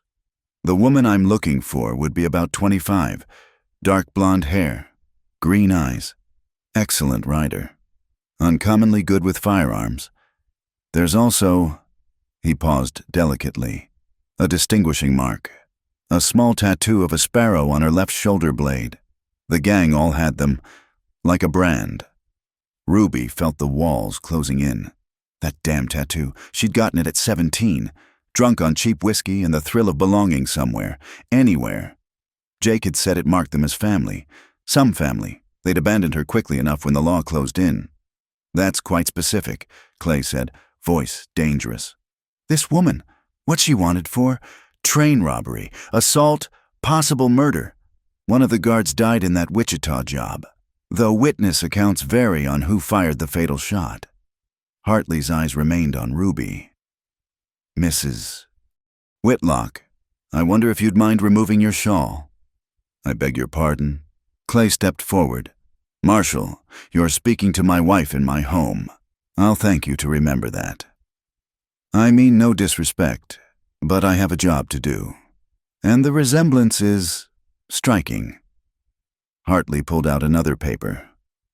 "I also have a witness from Cheyenne who claims to have seen a woman matching this description arriving in town about 6 weeks ago. Right around the time of your marriage, I believe." Ruby's mind raced. Deny everything? But if he insisted on searching for the tattoo, and there was Eli to think of, probably listening from some hiding spot. What would it do to him to see her arrested? dragged away like a criminal. Because that's what you are, a voice whispered. No matter how many breakfast smiles or gentle touches, you're still the woman who held up trains and left a man dead. Ruby, Clay said quietly, you don't have to say anything without a lawyer present. She looked at him then, seeing the dawning understanding in his eyes, the pieces clicking into place, her shooting skills, her knowledge of tracking, the way she'd studied his maps like escape routes. He knew, maybe he'd always known, on some level. It's all right, she said softly. Then, louder, to Hartley. What witness? What exactly did they claim to see? Hartley smiled thinly. Clever. But I'm not required to share that information now, about that identifying mark. Ruby's hand moved to her shoulder unconsciously. Such a small thing. That sparrow. Jake had said it meant freedom, flying above the law's reach. Instead, it had become a chain, binding her to a past she couldn't escape. Marshal Hartley, she began, but movement outside caught her eye. A rider approaching fast. Tom Brennan, spurring his horse like the devil was behind him. Clay was out the door before the boy reined up. Tom, what is it? Cattle thieves. Boss! Hit the East Herd hard? Sam's down. Maybe dead. Jake's got the men riding after them. But they need you, Clay cursed, torn between crises. Ruby saw the struggle in his face. Duty to his ranch warring with the need to protect her from this threat in his parlor. Go, she said quietly. The ranch needs you. Ruby, go. I'll be here when you get back. A promise she wasn't sure she could keep. He searched her face, then pulled her close, pressing a fierce kiss to her forehead. Don't do anything foolish, he murmured. Then he was gone, shouting for his horse and rifle, leaving Ruby alone with the patient hunter in her parlor. Well, Hartley said mildly, that was convenient timing, though it does leave us with unfinished business. Ruby moved to the window, watching Clay ride out with his men. Part of her wanted to laugh at the bitter irony, saved by the very outlaws she used to ride with. Marshal, might I offer you some coffee? This may be a long conversation. His eyebrows rose. You're not what I expected, Mrs. Whitlock. No, what did you expect? Someone harder, colder. The woman described in the witness accounts was, well, dangerous was the kindest word used. Ruby turned from the window. People change, Marshal. Circumstances change them. Do they? In my experience, people are what they are. A thief remains a thief, no matter how pretty the house they live in now. The words stung more than they should have. And redemption? You don't believe in that? I believe in the law, ma'am, and the law says Ruby Lane owes a debt to society. What if Ruby Lane is dead? The words came out before she could stop them. What if she died that day in Wichita, and someone else crawled out of that life? Hartley studied her with those patient gray eyes. That's poetic, Mrs. Whitlock, but poetry doesn't erase facts. Now, I can get a court order compelling you to submit to identification, or we can settle this simply. Show me your left shoulder. If there's no tattoo, I'll apologize for the intrusion and be on my way. Ruby closed her eyes. Such a simple request. Roll down her sleeve, prove her innocence. Except she couldn't, because under the fabric lay a small black sparrow, wings spread in eternal flight. Mama Ruby! The small voice froze them both. Eli stood in the doorway, eyes wide with worry. He'd never called her Mama before, and the word pierced her like a blade. Hello, sweetheart, she managed. This is Marshal Hartley. He's visiting. Eli's gaze flicked between them, too perceptive for his years. He moved to Ruby's side, slipping his hand into hers. A claim, a declaration. Is this the boy? Hartley's voice gentled. The one who doesn't speak? He speaks when he has something to say, Ruby said, squeezing Eli's hand. The marshal's expression shifted, something almost like sympathy flickering across his weathered features. Mrs. Whitlock. I don't enjoy this, but that guard in Wichita had a family too. A wife, 3 children. They deserve justice. I didn't kill him. The words burst out. truth she'd never spoken aloud. I was holding the horses when the shooting started. Jake Coulter fired the shot that killed that guard. I saw it happen. Can you prove that? No, the others scattered after. I don't even know if Jake's alive or dead. She laughed bitterly. I was the only one stupid enough to keep the name I'd been using. Made me easy to track. Mama Ruby has bad dreams, Eli said suddenly, his child's voice cutting through the tension. About trains and loud noises. She cries sometimes when she thinks I'm sleeping. Ruby's throat closed, this precious child, defending her with his few words. Hartley knelt to Eli's level. Son, do you like living here with your papa and Ruby? Eli nodded solemnly. She makes everything better. Papa smiles now. We're a real family. I see. The marshal stood slowly. Mrs. Whitlock. I'm going to step outside for a smoke. Think about what happens next. That boy there? He's already lost one mother. Think about what your choices mean for him. After he left, Ruby sank into a chair, Eli climbing into her lap. He pressed his face against her shoulder, her left shoulder, right where the sparrow hid beneath fabric and lies. Don't go, he whispered. Please don't go. Oh, sweetheart. She held him close, memorizing the weight of him, the little boy smell of dirt and sunshine. Sometimes grown-ups have to face consequences for things they did before, like when I broke Papa's cup and had to tell him. Something like that, yes. But Papa forgave me. He said everyone makes mistakes. Eli pulled back, eyes bright with tears. Can't the marshal forgive you? How to explain that some mistakes couldn't be forgiven? That the law didn't care about redemption or second chances or little boys who needed mothers? Through the window, she could see Hartley on the porch, smoke rising from his cigarette. Patient. Waiting. He'd wait until Clay returned. She realized. Wait to see if her husband would confirm her identity or protect her. And Clay would have to choose. His duty as a law-abiding citizen or his loyalty to the woman he'd married. Either way, she'd destroyed him. If he lied for her, he'd compromise everything he stood for. If he told the truth, Eli, she said gently, I need you to do something for me. Go to my room. In the drawer of the dresser, there's a letter there. Bring it to me. The boy scampered off, returning with the sealed envelope she'd written weeks ago. Just in case. Addressed to Clay, explaining everything. An apology and a goodbye she'd hoped never to need. If something happens, she told Eli. If I have to go away, give this to your papa. Can you do that? His chin trembled, but he nodded bravely. You'll come back, though, like Papa always comes back from the range. Ruby couldn't answer that.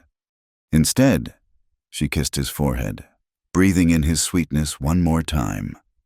Hartley returned, grinding his cigarette under his heel. Have you decided, Mrs. Whitlock? I've decided I won't run anymore. Ruby stood, setting Eli gently aside. But I won't go easy either. You want to see identifying marks? Get your court order. You want me to confess to crimes? Prove them. I'm done making this simple for anyone. That's your choice. But I should warn you. The thunder of hooves interrupted him. Clay burst through the door, shirt torn and bloodied, face dark with fury. Ruby, are you... He stopped, taking in the scene. Hartley, you're still here. Job's not done. The marshal said mildly. Your wife and I were just discussing her options. Her options? Clay moved to Ruby's side, solid and protective. Her only option is to remain here, where she belongs, unless you have evidence, real evidence, not coincidences and assumptions. I'll thank you to leave my property. Clay, Ruby said softly. Don't what? Don't protect my family. His hand found hers. Marshal, you said there was a witness in Cheyenne. I'd like to hear more about that. Hartley's smile was thin. Would you now? Because my wife hasn't been to Cheyenne except with me. We were married outside town. Came straight to the ranch, so either your witness is mistaken or they're lying. Clay, please. No, Ruby. We settled this. He faced Hartley squarely. My wife's name is Ruby Whitlock. Before that, she was Ruby Lane of Missouri, orphaned young, making her way honestly in a hard world. That's all I know, and all that matters. Is that so? Hartley pulled out his notebook again. And if I told you Jake Coulter's gang all had matching tattoos, would your wife be willing to prove she doesn't bear such a mark? Clay's jaw tightened, but his voice remained steady. My wife bears many marks, Marshall, some from hard living, some from other circumstances. None of them are your business or prove anything about train robberies in Kansas. Ruby stared at him. He did know, had known, or at least suspected. And still he stood beside her, shielding her with his reputation and his certainty. Papa? Eli tugged at Clay's bloody shirt. Are you hurt? No, son, just a scrape. Clay ruffled the boy's hair, but his eyes stayed on Hartley. Marshall, you've disrupted my home, upset my family, and made accusations you can't prove. I think we're done here. Not quite. Hartley moved toward the door, then paused. Mrs. Whitlock, I'll be staying in Cheyenne for a few days. If you decide you want to tell your side of things, the whole truth, you know where to find me. Sometimes cooperation can make a difference in how things go. Goodbye, Marshall, Clay said firmly. After Hartley left, silence settled over the room like dust. Eli looked between his parents, worry creasing his small face. Finally, Clay knelt before his son. Eli, why don't you go help Maria with supper? I need to talk to Ruby. The boy hesitated, then handed Ruby the letter she'd given him. Don't need this, he said firmly. You're staying. After he left, Ruby sank into a chair, the letter heavy in her hands. You knew. I suspected. Clay pulled a chair close, facing her. The way you rode, shot, read terrain like a scout. Either you learned from outlaws or you were one. And you married me anyway? I married you because I needed to. I kept you because... He paused, searching for words. Because you brought something back to life in this house. In my son. In me. Clay, that Marshall won't give up. He'll get his court order, find the tattoo, and then we'll deal with it. He took her hands, rough thumbs stroking her knuckles. Tell me the truth now. All of it. No more secrets between us. So she told him about her father dying when she was 16, leaving her alone and desperate, about falling in with Jake Coulter's gang because they offered food and protection, about 2 years of running, robbing, telling herself it was survival, about the Wichita job going wrong, the guard dying, her realizing she couldn't live that way anymore. I ran, she finished, left everything, including most of the money, drifted for months, taking odd jobs, staying invisible. When your lawyer posted that notice about needing a wife, no questions asked, it seemed like salvation. And the guard? You truly didn't shoot him? I held the horses, always did. I was good with them, kept them calm during the noise. Jake shot the guard when he went for his gun. But the law doesn't care about distinctions like that. I was there. That's enough to hang me. Clay was quiet for a long moment. Then, show me. What? The tattoo. I should see what we're dealing with. With trembling fingers, Ruby unbuttoned her dress enough to slide it off her left shoulder. There it was, small, black, permanent. The sparrow that marked her as Jake Coulter's. Clay traced it gently, his touch raising goosebumps. It's smaller than I expected. Clay, we'll need to be smart about this. He was thinking aloud now. Planning. Hartley will be back with legal papers. We can't prevent that, but identifying marks can be disputed. Tattoos can be altered, obscured. You'd help me hide evidence. I'd help my wife stay where she belongs. His hand cupped her face. Ruby, I've been dead inside for 3 years. You brought me back. You gave Eli his voice again. I'll be damned if I let some marshal drag you away for choices you made as a desperate child. But your reputation? To hell with my reputation. The vehemence in his voice shocked her. What good is standing in this community if I can't protect my own family? Clay, Tears she'd held back for years finally spilled over. I don't deserve... He silenced her with a kiss, fierce and protective. When they parted, his eyes were storm-dark with determination. You deserve a chance to be the woman you've become, not be forever chained to who you were. We all do. He stood, pulling her up with him. Now, let's see about that shoulder. Jake might know a way to alter the tattoo enough to create doubt, and we need to prepare for Hartley's return. Jake, you're Foreman Jake. Clay's smile was grim. You think you're the only one who left their past behind? Jake Sullivan used to be Jake Kowalski. Before he decided Polish names were bad for business out here, man knows things. Useful things.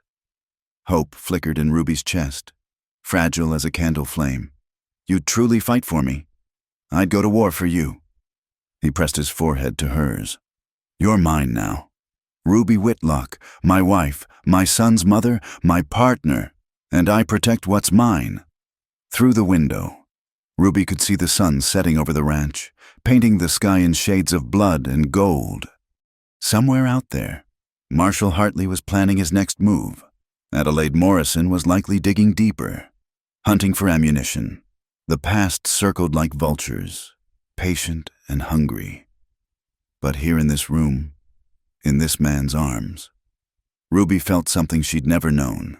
The fierce protection of being claimed, of belonging, of being worth fighting for. I love you, she whispered, words she'd never said to anyone. Clay's arms tightened around her. And I love you. God help us both.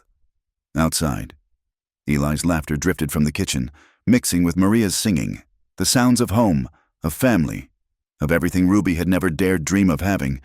She would fight for this, fight Hartley, fight the law, fight her own past if need be, because for the first time in her life, she had something worth fighting for. And if Jake Coulter had taught her anything, it was how to fight dirty when cornered. The sparrow on her shoulder seemed to flutter, as if testing long-caged wings. But this time, Ruby wouldn't fly away. This time, she'd stand her ground. Clay left before dawn, riding hard toward Cheyenne with determination etched in every line of his body. He'd kissed Ruby fiercely before departing, murmuring promises against her lips that made her heart ache with hope and fear in equal measure. Stay inside today, he'd instructed. Jake and the boys will watch the house. Trust me. She did trust him. That was the miracle of it. After years of trusting no one but herself, she'd placed her life in the hands of this complicated, honorable man who loved her despite everything. The morning crawled by with agonizing slowness. Ruby tried to focus on normal tasks, mending clothes, reviewing accounts, but her ears strained for hoofbeats. Her body tensed for flight or fight. Eli sensed her mood, staying close, bringing her little drawings of birds flying free. It was near noon when Jake Sullivan knocked at the kitchen door. The foreman's weathered face was grim. Mrs. Whitlock, we got trouble. Riders coming from the southeast, maybe 6 or 7. Ruby's blood chilled. The marshal? Don't think so. These boys ain't wearing law badges. Far as Tom can see from the ridge. Jake's hand rested on his gun. Look more like hired men, rough types. Her past, coming to collect. Ruby's mind raced. How long? 20 minutes. Maybe less. Get Eli to the root cellar. Tell Maria to go with him. Keep him quiet. Ruby was already moving, checking the loads in her revolver. Where are the rest of the men? Sam and Marcus are in the barn. Charlie's on the East Ridge. The Kowalski brothers are riding the north pasture, but I sent Tom to fetch them. Not enough. Not nearly enough if these were Jake Coulter's men. Come to silence the only witness who could testify against him. Mrs. Whitlock. Jake's voice was careful. The boss told me some of what's happening, about your previous associations. If these are your old riding partners, they're not partners. Not anymore. Ruby checked the rifle mounted beside the door, found it loaded. Jake, if something happens to me, nothing's gonna happen. Boss would skin me alive if I let harm come to you. The foreman's smile was sharp. Besides, I got my own debts to pay. Man named Coulter cost me a brother once. Long time back. Be happy to return the favor. Ruby stared at him. Jake Coulter killed your brother. Shot him in Abilene over a card game. Didn't know I'd connected you to his gang till the boss explained things this morning. Jake spat tobacco juice off the porch. Funny how the world turns, ain't it? Before Ruby could respond, dust clouds announced the rider's approach.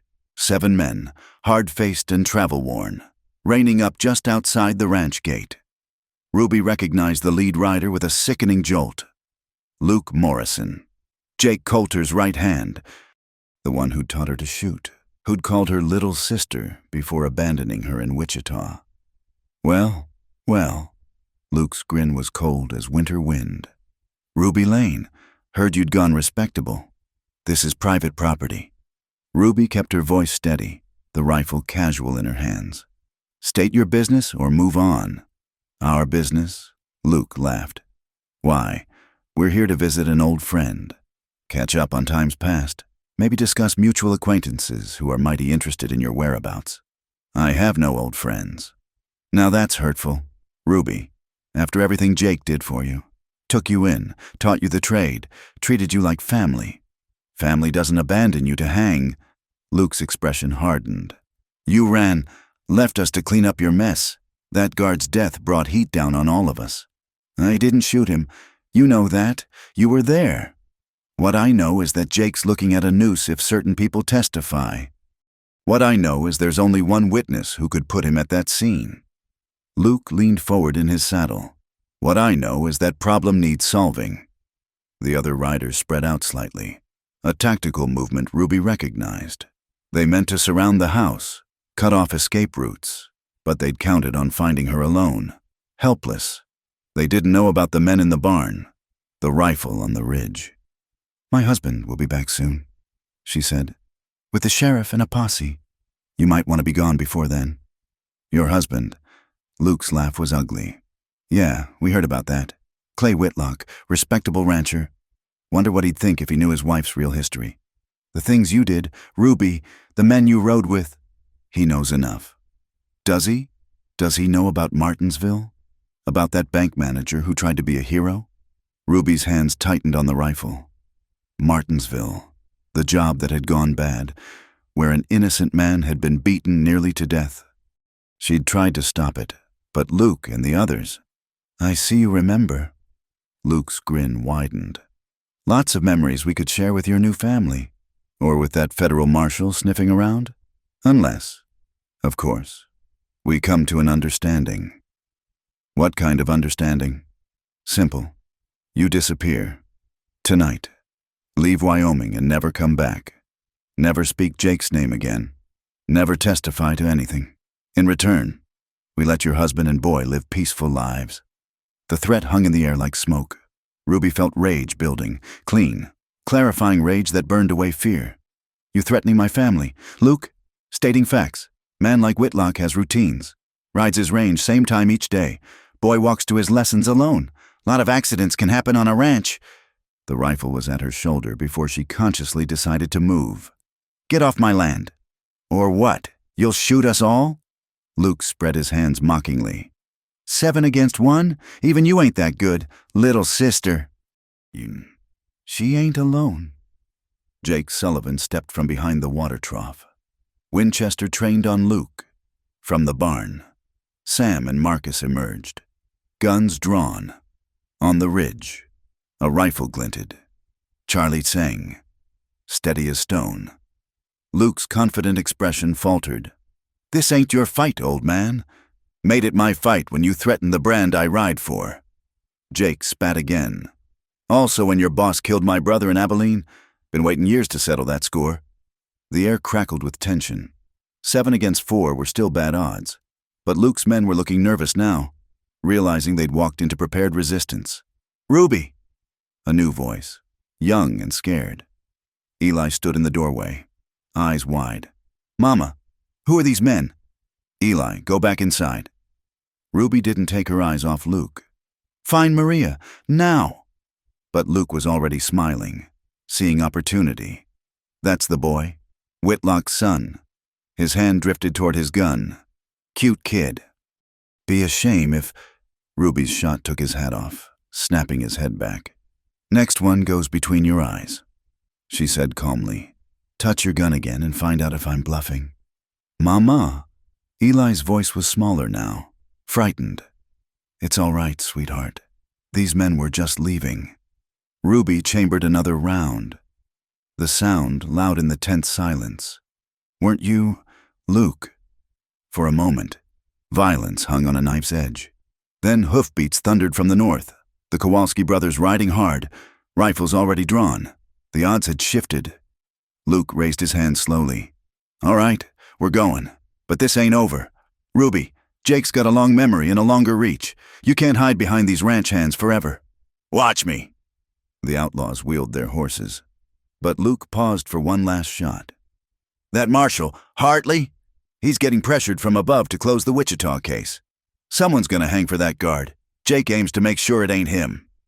Then they were gone, dust settling in their wake. Ruby lowered the rifle with trembling hands, adrenaline making her shake. Eli ran to her, throwing his arms around her waist.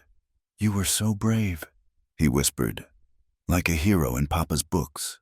Just protecting what's mine, she murmured, holding him close. Jake approached, his weathered face thoughtful. They'll be back. Maybe not those same boys, but Coulter won't let this go. I know. Ruby met his eyes. I'm sorry for bringing this to your door. Hell, Mrs. Whitlock. This is the most excitement we've had in years. Sam Lopez grinned. Besides, we all got pasts. Difference is, you're trying to build something better. The boss will want to know about this. Jake said, Tom, ride to Cheyenne. Find Mr. Whitlock. Tell him— No need. Clay appeared around the corner of the house, Marshal Hartley beside him. Both men looked travel-worn but purposeful. Ruby's heart sank. Had Clay brought the law to arrest her after all? But Clay came straight to her, pulling her into his arms despite the watching men. You all right? We saw riders leaving fast, recognized the type. Luke Morrison. Ruby set against his chest. Jake Coulter's man. They came to threaten me into silence. Clay's arms tightened. The hell they did. Mrs. Whitlock. Hartley stepped forward, expression unreadable. Seems you've had an eventful morning. Ruby straightened, meeting his gaze steadily. Marshal, those men who just left, they're known associates of the Coulter gang. It wasn't a question. So I gathered. They threaten you? Ruby hesitated, then nodded. Threaten my family if I testify about Wichita. I see. Hartley pulled out his notebook, jotting something down. Would you be willing to swear to that in court? Marshal, Clay interjected. What's this about? Hartley looked between them, then seemed to come to a decision. Mr. Whitlock, your wife made some interesting points yesterday about justice and redemption. Got me thinking, so I did some digging of my own in Cheyenne. Ruby tensed, but Clay's hand on her shoulder steadied her. Turns out, Hartley continued, there's been pressure from certain parties to pin the Wichita killing on someone. Anyone. Really. Long as it closes the case, the widow's family has connections, wants someone to pay. Pressure from whom? Jake Sullivan asked. Clearly suspicious. Can't say for certain, but I've been at this job long enough to smell when something's off. Hartley fixed Ruby with his gray stare. Mrs. Whitlock, I believe you when you say you didn't shoot that guard. Question is, are you willing to help me prove who did? Ruby's mind spun. You're asking me to testify against Jake Coulter. I'm asking you to tell the truth. In exchange, Hartley paused. The prosecutor might be convinced to show leniency to someone who cooperates. Someone who's built a new life, has a family depending on them. Immunity? Clay demanded. I can't promise that, but reduced charges, possibly. Time served, probation. A chance to put this behind you legal-like. And if she refuses? Clay's voice was dangerous. Then I serve my warrant, arrest her for murder, and let the courts sort it out. Hartley's expression softened slightly. But that boy there would lose another mother. Seems a waste when there's another path. Ruby looked at Eli. still clinging to her skirts. At Clay, solid and protective beside her. At the ranch hands who'd risked their lives for her without question. Jake Coulter would kill me. Jake Coulter's gonna hang, Hartley said bluntly. With or without your testimony. But with it, we can make sure the right man pays for that guard's death. Ruby. Clay turned her to face him. This is your choice. Whatever you decide, we'll face it together. Together. The word that changed everything. She wasn't alone anymore. Wasn't a desperate girl making desperate choices. She was Ruby Whitlock, with a husband who'd ride to hell for her and a son who called her mama. If I agree, she said slowly, I need protection for my family, not just me. I can arrange federal protection during the trial. After, Hartley shrugged. Men like Coulter tend to have short, violent lives. Problem might solve itself. When would the trial be? Spring, most likely. Gives us time to build the case proper. Hartley studied her. I'll need a full statement. Names, dates, everything you remember about the gang's activities. Ruby closed her eyes, seeing the road forking ahead. One path led to running, always looking over her shoulder, teaching Eli that love meant leaving. The other led through fire, but possibly to freedom on the other side. All right, she said. I'll do it. Clay's hand squeezed her shoulder. That's my girl. There's one condition, Hartley added. That tattoo we discussed? It needs documenting. For evidence. Ruby nodded, though her cheeks burned. Understood. I'll file the paperwork for witness protection. In the meantime, Hartley glanced at the ranch hands. Seems you've got good men watching your back. Keep them close. After the marshal left, promising to return in a week for her full statement. Ruby sagged against Clay.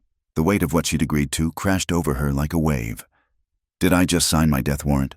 You just chose to fight instead of run. Clay tilted her chin up. That took real courage. Jake taught me to shoot, she said quietly. Taught me to ride, to read trail signs. He was the closest thing to family I had for 2 years, and now I'm going to help hang him. He threatened our son. Clay's voice went hard. Man forfeits any loyalty when he does that. Papa? Eli tugged at Clay's coat. Is Mama in trouble? Clay knelt, gathering the boy close. Mama's helping catch some bad men. It might be scary for a while, but we're going to keep her safe.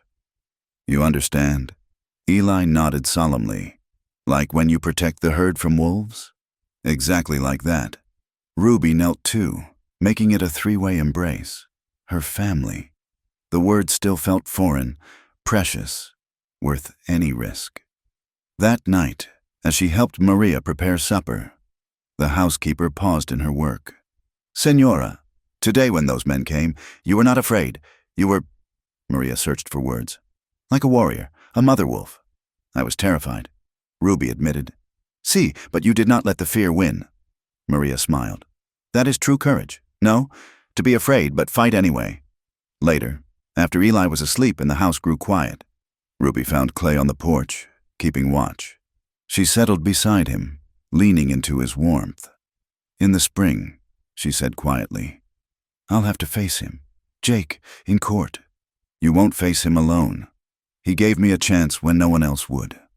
Fed me, protected me, made me feel like I mattered. She struggled for words. How do I reconcile that with what he became, what he made me? Clay was quiet for a moment. Maybe you don't reconcile it. Maybe you just accept that people are complicated, that someone can save you and damn you in the same breath. What matters is what you choose to do now. I chose you, she said simply. You and Eli, this life, and I chose you. He pressed a kiss to her temple. No regrets. Above them, stars wheeled in their eternal dance, indifferent to human struggles, but on the porch of the Double W Ranch, 2 people who'd found each other against all odds held tight, facing whatever storms might come. In the distance, a coyote howled, wild and free and defiant. Ruby smiled, thinking of the sparrow on her shoulder. Sometimes freedom meant flying away, but sometimes It meant standing your ground and fighting for the nest you'd built. Come spring, she would face her past in a courtroom. But tonight, she was home. The fever came swift and brutal. 3 days after Luke Morrison's visit, Ruby woke to find her skin burning, her body racked with chills despite the pile of quilts Clay had wrapped around her. Through the haze of sickness, she heard voices, Clay's deep rumble, Maria's worried Spanish, Eli's frightened whispers. "It's the stress," Doc Harrington said, his ancient hands cool on her forehead. Body's way of saying enough. She needs rest, plenty of fluids, keep her warm. But Ruby couldn't rest. In her delirium, past and present tangled like thorny vines. She was 17 again, hungry and desperate. Jake Coulter's hand extended in false salvation. Then she was in Wichita, the guard's blood spreading crimson in the dust while Jake laughed. Clay's face swam before her, disappointed, turning away. Eli calling for his mama, but she couldn't reach him. Couldn't. "Shh, sweetheart, I'm here." Clay's voice anchored her to the present. His hand gripped hers, solid and real. She forced her eyes open, finding his face haggard with worry. "How long?" Her voice came out as a croak. 2 days. You've been burning up, talking in your sleep."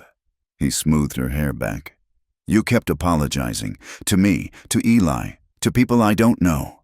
"The guard's family?" she whispered. "I dream about them. His children waiting for a father who won't come home. That wasn't your fault. I was there. That's enough." She struggled to sit up, but Clay pressed her gently back. "Eli, is he all right?" "Worried sick. Won't leave your door. I finally let him sleep on the floor outside." Clay's smile was pained. "Kid's got his mother's stubbornness." "Mother?" The word still felt like a gift she didn't deserve. "Clay, if something happens to me, nothing's going to happen." His voice went fierce. "You're going to get well, testify in the spring, and spend the next 50 years driving me crazy. That's an order, Mrs. Whitlock." Despite everything, she smiled. "Yes, sir." The door cracked open. Eli peered in, eyes red-rimmed and hopeful. "Mama? Come here, sweetheart." He flew to the bed, climbing carefully beside her. She pulled him close, breathing in his little boy's scent, feeling strength flow back into her limbs. This was what mattered. This was what she'd fight to keep. Recovery came slowly. Ruby chafed at the confinement, but Clay proved an immovable force when it came to her health. He brought her meals himself, read to her from his collection of books, kept her company during the long afternoons. It was during one of these quiet times that he finally asked the question she'd been dreading. "Tell me about Martinsville." Ruby stiffened. "Luke mentioned it, the bank job that went bad." "I need to know, Ruby, all of it. If I'm going to protect you, protect us, I can't have surprises." So she told him how Jake had promised it would be easy. A small bank, minimal security. How it had gone wrong from the start. The bank manager, a young man with more courage than sense, had tried to stop them.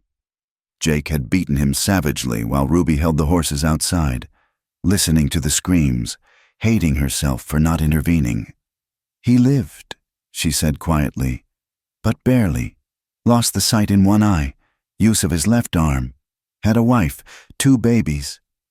Clay was silent for a long moment. "You didn't hurt him." "I didn't stop it either, just held those damn horses and let it happen." She turned her face away. "That's when I knew I had to get out. Wichita was supposed to be my last job, to get enough money to disappear. Instead, a man died and you ran with nothing, pretty much."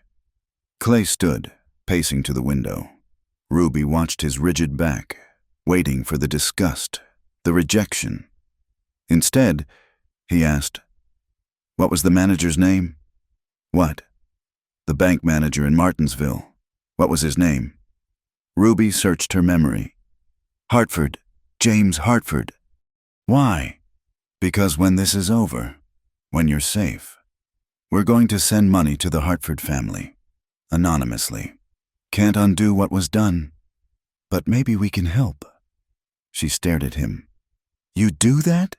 He turned back, expression fierce. "We do that. You're not that desperate girl anymore. Ruby, you're my wife, a mother to Eli, a woman trying to make things right. Let me help you carry this." The tears came then, hot and healing. Clay gathered her close, letting her sob against his chest. Years of guilt and self-hatred pouring out. When the storm passed, she felt emptied, cleansed. "I love you," she whispered. "So much it terrifies me." "Good," he murmured against her hair. "Now we're even?" A week later, Marshall Hartley returned for her statement. They sat in Clay's study, Ruby, Clay, and the marshal, while she recounted 2 years of riding with the Coulter gang.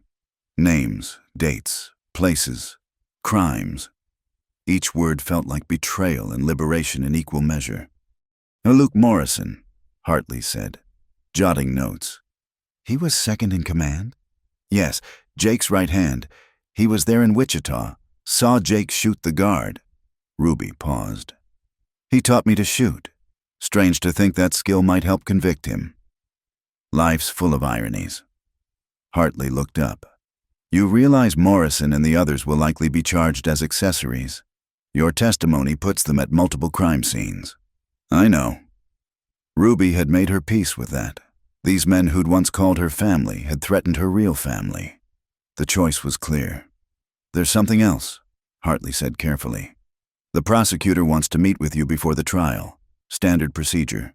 But it means a trip to Topeka come February. Federal marshals will escort you." "I'll go with her," Clay said immediately. "That's not advisable.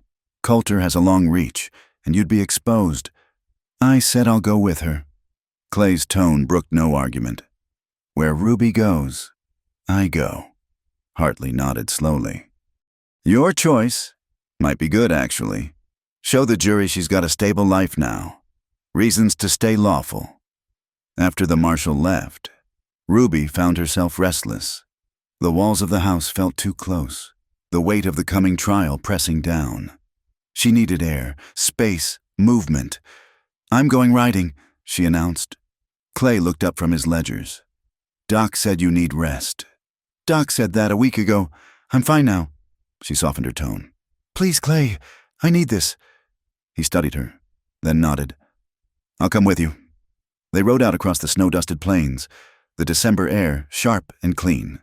Ruby pushed her mare into a gallop, feeling the wind strip away her fears, leaving only the pure joy of speed and freedom. Clay kept pace beside her, watching her with a mixture of concern and admiration. They stopped at the bluff overlooking the valley, horses steaming in the cold air. Below, the Double W spread out like a kingdom, their kingdom, built on hard work and sacrifice and stubborn hope. "Sometimes I can't believe this is real," Ruby said. "That I get to be here, part of this." "Believe it." Clay moved his horse closer, reaching over to take her hand. "You've earned your place here, Ruby, through courage, through love, through sheer determination." "What if the jury doesn't see it that way? What if they look at me and only see an outlaw?" "Then they're fools." His grip tightened. "But I don't think they will. I think they'll see what I see.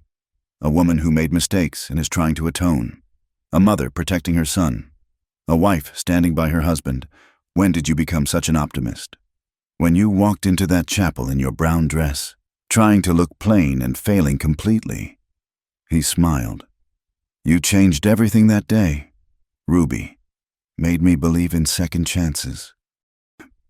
They sat quietly, watching the sun paint the snow-covered mountains gold and rose. In 2 months, she'd face her past in a courtroom, but here, now, she had this, Clay's hand in hers, the land spread before them, the promise of home waiting. The attack came that night.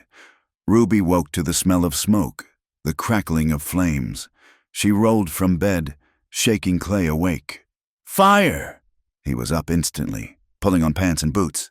"Get Eli!" Ruby ran barefoot down the hall, smoke already thick in the air. Eli's door stood open, his bed empty. Panic clawed at her throat. "Eli! Mama!" His voice came from downstairs. "I'm scared." She flew down the steps, finding him huddled by the front door. Through the windows, orange light danced. The barn was ablaze, flames reaching hungry fingers toward the house. Clay appeared with Maria, the older woman coughing heavily. "Out! Everyone out!" They stumbled into the yard, the heat from the barn intense even at a distance. Ranch hands ran with buckets, fighting a losing battle against the inferno. "The horses!" someone shouted.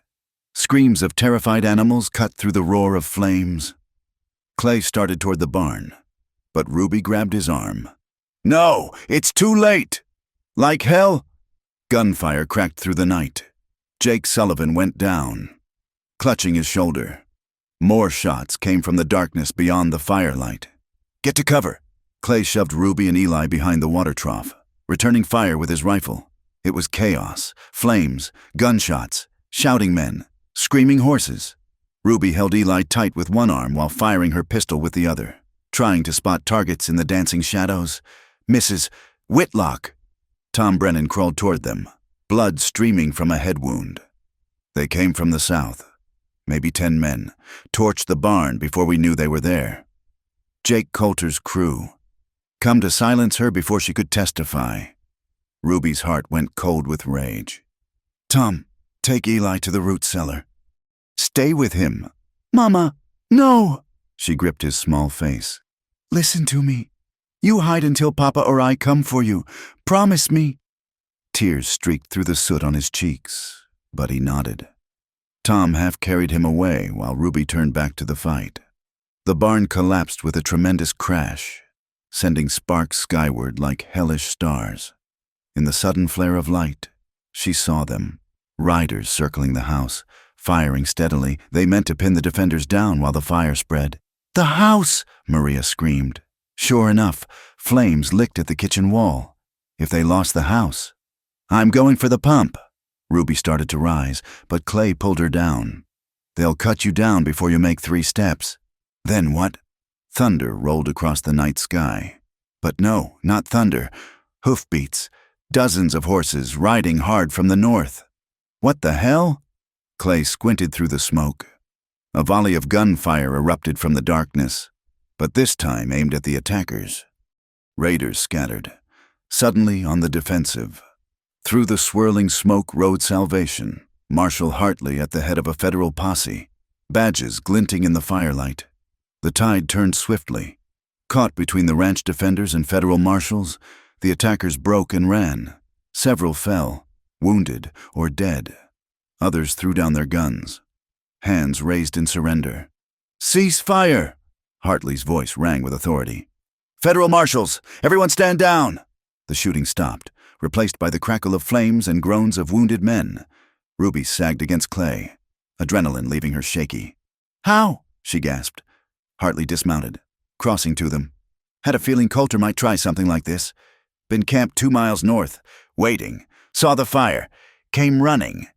You used us as bait?" "I protected a federal witness." His smile was grim. "Though I'll admit, I didn't expect them to burn half your ranch in the process." The fire brigade from town arrived, finally bringing the house fire under control. The barn was a total loss, along with 4 horses they couldn't save. Jake Sullivan's wound proved minor, though several ranch hands were injured. 2 of the attackers were dead, 5 more in custody. As dawn broke gray and smoky, Ruby stood surveying the damage. The barn's skeleton smoldered, black against the lightening sky. The house bore scorch marks but stood solid. They'd survived, but at a cost. "Mama?" Eli crept to her side, Tom Brennan hovering protectively behind. "Are the bad men gone?" "Yes, sweetheart, they're gone." "Will they come back?" Ruby knelt, pulling him close. "No, the marshals will make sure of that." Clay joined them, soot-stained and exhausted. His arm came around Ruby's shoulders, drawing both her and Eli against his side. "We'll rebuild," he said quietly. "Insurance will cover most of it. And Hartley says this attack strengthens the case against Coulter, attempted murder of a federal witness." "I'm sorry," Ruby whispered. "This is my fault. My past destroying your ranch." "Our ranch." Clay's voice was firm. "Our barn that burned, our horses we lost, our home we defended, together." Marshal Hartley approached, notebook in hand despite the early hour. Mrs. Whitlock, I'll need a statement about tonight. Did you recognize any of the attackers? Luke Morrison was leading them. I saw 2 others from the gang, Will Corbett and Jesse Santos. Morrison's in custody. Took a bullet in the leg, but he'll live to stand trial. Hartley paused. This changes things.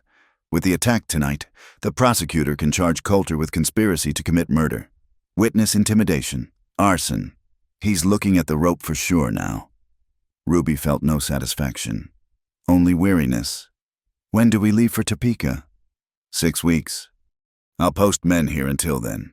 Make sure there's no repeat performance. He touched his hat. You did good tonight, Mrs. Whitlock. Kept your head. Protected your family. Jury's going to see that. After he left, they stood together in the morning light. Clay, Ruby, and Eli. Their little family, battered but unbroken. Around them, ranch hands were already clearing debris, preparing to rebuild. Life went on, stubborn and resilient. Papa, Eli's small voice broke the silence.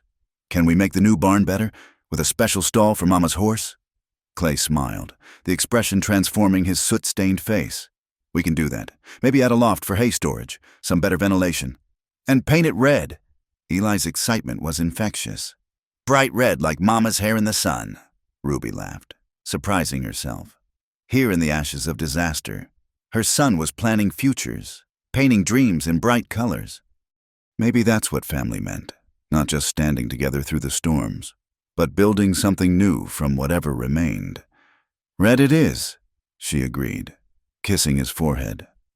The brightest red in Wyoming.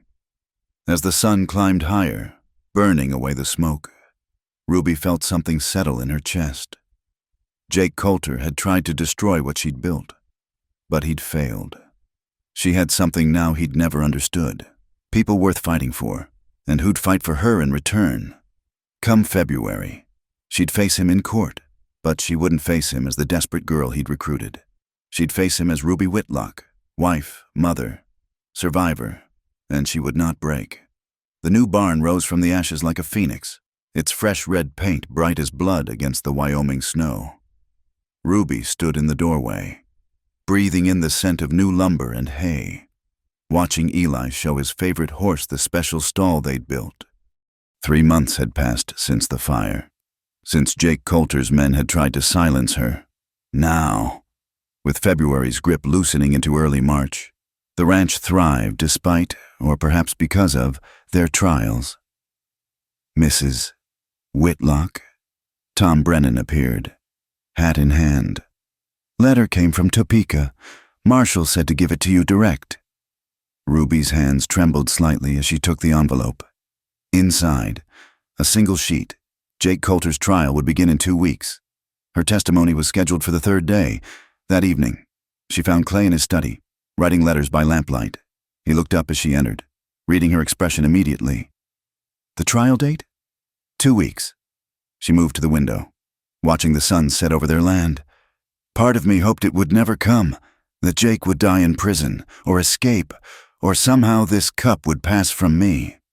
Clay rose, crossing to stand behind her. You don't have to do this. We could leave, take Eli, start over somewhere else. California, maybe. Oregon. Running again. Ruby leaned back against his solid warmth. That's what Jake would expect, what the old Ruby would do. You're not the old Ruby? No. She turned in his arms. I'm Mrs. Ruby Whitlock. I help with the spring roundup, teach Eli his letters, argue with Maria about proper seasoning for stew.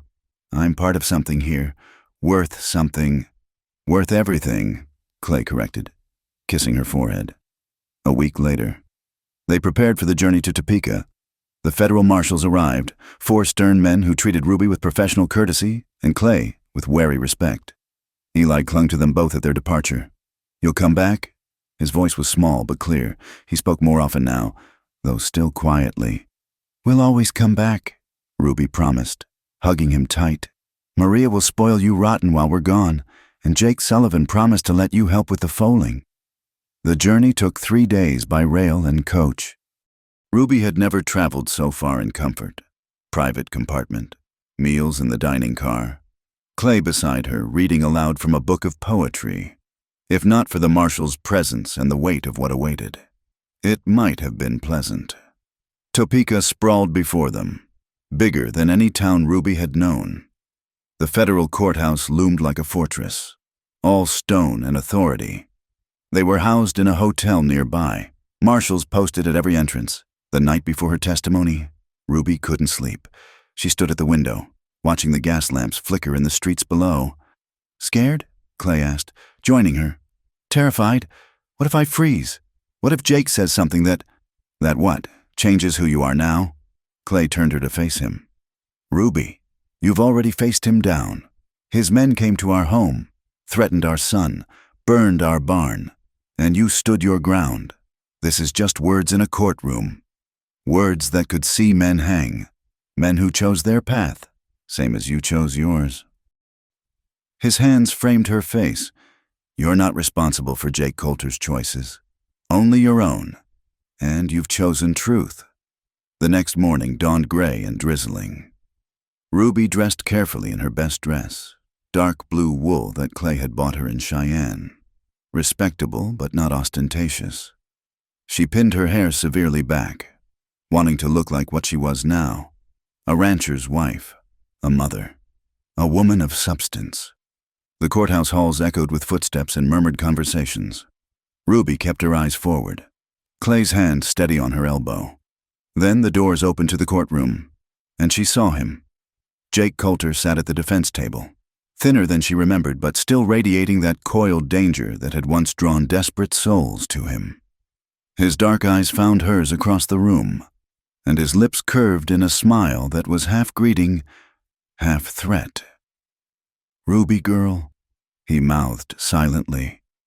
She lifted her chin, meeting his gaze steadily. "I'm not your girl anymore," she thought. Never was, really. The prosecutor, Mr. Davidson, was a thin man with kind eyes who walked her through the preliminary questions: name, current residence, occupation, rancher's wife and household manager, relationship to the defendant, former acquaintance, Mrs. Whitlock. Davidson said gently, "Please tell the court how you came to know Jake Coulter." Ruby's voice started shaky but gained strength as she told her story. Her father's death, the desperate months trying to survive alone, the day Jake found her trying to steal bread in Dodge City. "He seemed kind," she said, remembering. "Said I reminded him of his sister, offered me food, safety, a place to belong. I was 17 and starving. I said yes." She testified about the gang's activities, careful to speak only truth, the robberies, the violence she'd witnessed, her growing horror at what she'd become part of. When she reached the Wichita job, the courtroom was silent but for the scratch of the court reporter's pen. "I held the horses, as always. I heard the shots from inside the station. When Jake came out, there was blood on his hands. He was laughing." Her voice broke slightly. "The others said a guard was dead. Jake said the fool shouldn't have reached for his gun." Objection. The defense attorney, a florid man named Hutchins, rose. Hearsay. Sustained. Davidson nodded. "Mrs. Whitlock, did you see Jake Coulter with blood on his hands?" "Yes." "Did he say anything to you directly about what happened inside?" Ruby closed her eyes, remembering. "He said, 'That's one federal dog who won't be barking anymore.'" A murmur ran through the courtroom. Jake's expression had gone cold, dangerous. The cross-examination was brutal. Hutchins painted her as a willing participant, a woman who'd shared in the gang's profits, who'd chosen the outlaw life freely. "Isn't it true, Mrs. Whitlock, that you were romantically involved with my client?" "No." Ruby's voice rang clear. "Jake Coulter was my employer, nothing more. Yet you rode with him for 2 years, shared camps, shared dangers. You're telling this court there was never anything intimate between you." Clay's presence behind her was like armor. She felt his faith, his trust, and answered steadily. "I was a child when Jake recruited me, a desperate, hungry child. He used that desperation, but he never touched me that way.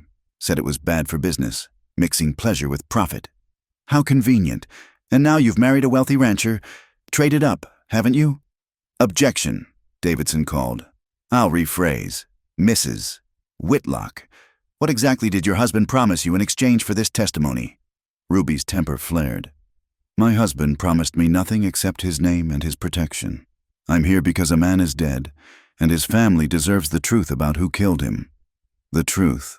Hutchins smiled unpleasantly. Let's talk about truth. Martinsville, Kansas. A bank robbery where the manager was severely beaten. Were you present for that? Ruby's blood chilled. I held the horses outside, while inside, that manager, James Hartford, was beaten so badly he lost his eye. Did you try to stop it? I was outside. Did you ride away, report it to the law, or did you wait patiently for your share of blood money? Objection! Davidson rose. Mrs. Whitlock is not on trial here. Goes to witness credibility, Your Honor. Hutchins argued. I'll allow it. Ruby straightened her shoulders. I waited. To my eternal shame, I waited. And yes, I took money from that job because I didn't know how else to survive. But that's why I'm here now, to stop running from what I did and try to make some small amends. The questioning continued for hours. By the time she was dismissed, Ruby felt flayed raw, but she'd done it, told the truth, faced Jake's stare, admitted her own sins in open court. Outside, Clay pulled her into a fierce embrace. You were magnificent. I feel like I've been trampled by cattle. You told the truth. That took real courage.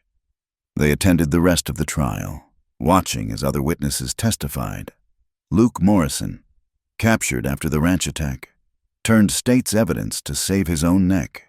2 more gang members did the same. The evidence mounted inexorably when Jake Coulter took the stand in his own defense. Ruby saw the man she'd once thought charming revealed as what he truly was. A cold killer who viewed people as tools to be used and discarded. The jury deliberated for less than 2 hours. Guilty on all counts. The sentence, death by hanging. As they led Jake away, his eyes found Ruby one last time. She expected hatred, threats. Instead, he smiled. That same charismatic smile that had lured her in years ago. You did good, Ruby girl. He called. Survive better than the rest of us. Give that boy of yours my regards. Then he was gone, and Ruby could finally breathe. The journey home was quiet, both of them processing what had passed. As the train carried them back to Wyoming, Ruby wrote a letter. Dear Mr. Hartford, you don't know me, but I was present during the robbery in Martinsville where you were injured. I held the horses while evil was done, and I've carried that shame ever since. I cannot undo the harm, but enclosed, please find a bank draft. It's not enough, can never be enough, but I hope it helps. I'm sorry. I'm so very sorry. A regretful soul. Clay read it over her shoulder. How much? Everything I saved from those 2 years. It was blood money anyway. He kissed her temple. We'll add to it. Make sure the family's provided for. We can't afford not to.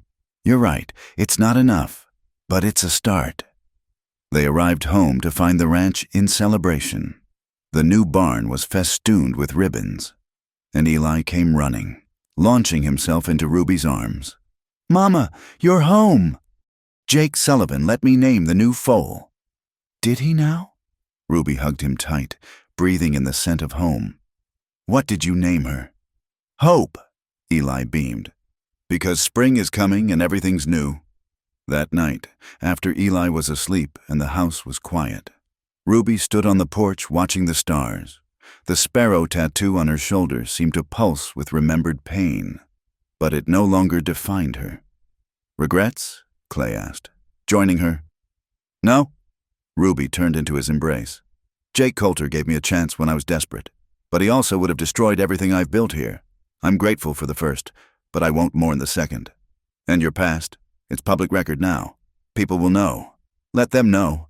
Ruby's chin lifted. I'm not ashamed anymore. I was a desperate child who made bad choices. Now I'm a woman making better ones. If people can't see the difference, that's their blindness, not my shame. Clay's arms tightened around her. Have I told you today that I love you? Only 3 times. You're slipping. Mr. Whitlock. Can't have that. He kissed her soundly. I love you. Ruby Whitlock, my outlaw bride who tamed my nights and scandalized my days. Former outlaw, she corrected, smiling against his lips. Now I'm just a rancher's wife who happens to shoot better than most men, and manages the accounts, and mothers my son, and stands up to federal marshals. Clay's voice went serious. You've given us a future. Ruby, Eli speaks because of you. I smile because of you. The Double W thrives because of you. We did it together. Ruby looked out over their land. Silver under starlight. All of it, the good and the bad and the rebuilding after. In the distance, a coyote howled, wild and free. But Ruby no longer felt the call of that wildness. She'd found something better than freedom in running. She'd found freedom in staying, in building, in loving without reservation. Come to bed, Mrs. Whitlock, Clay murmured. Dawn comes early, and we've got a ranch to run. In a moment. Ruby wanted to savor this, the peace after storms, the quiet after testimony, the sense of debts paid and futures opening wide. The sparrow on her shoulder would always be there, a reminder of roads taken and mistakes made, but it no longer flew alone. It had found its nest, its mate, its home. And in the spring-sweet darkness of Wyoming, with her husband's arms around her and her son safe in his bed, Ruby Whitlock finally understood what redemption meant. Not erasure of the past, but transformation of it into something that could nurture rather than destroy. She'd been an outlaw bride who'd turned a stern rancher's nights to scandal. Now she was simply Ruby, wife, mother, survivor, home. The stars wheeled overhead, eternal and forgiving, and in a red barn below, a foal named Hope slept peacefully, dreaming of summers yet to come. Thank you so much for joining me on this wild journey through the untamed American West. I hope Ruby and Clay's story touched your heart as much as it touched mine. Where are you listening to this tale of redemption and love? Please share in the comments below. I'd love to connect with fellow Western romance enthusiasts from around the world. Don't forget to subscribe to From Wild West channel for more passionate frontier stories. And let me know your thoughts on Ruby's transformation. Did you believe in her redemption? Would you have stood by Clay's side through such trials? Your comments and discussions make our community special. Until next time, partners, keep riding toward your own sunset.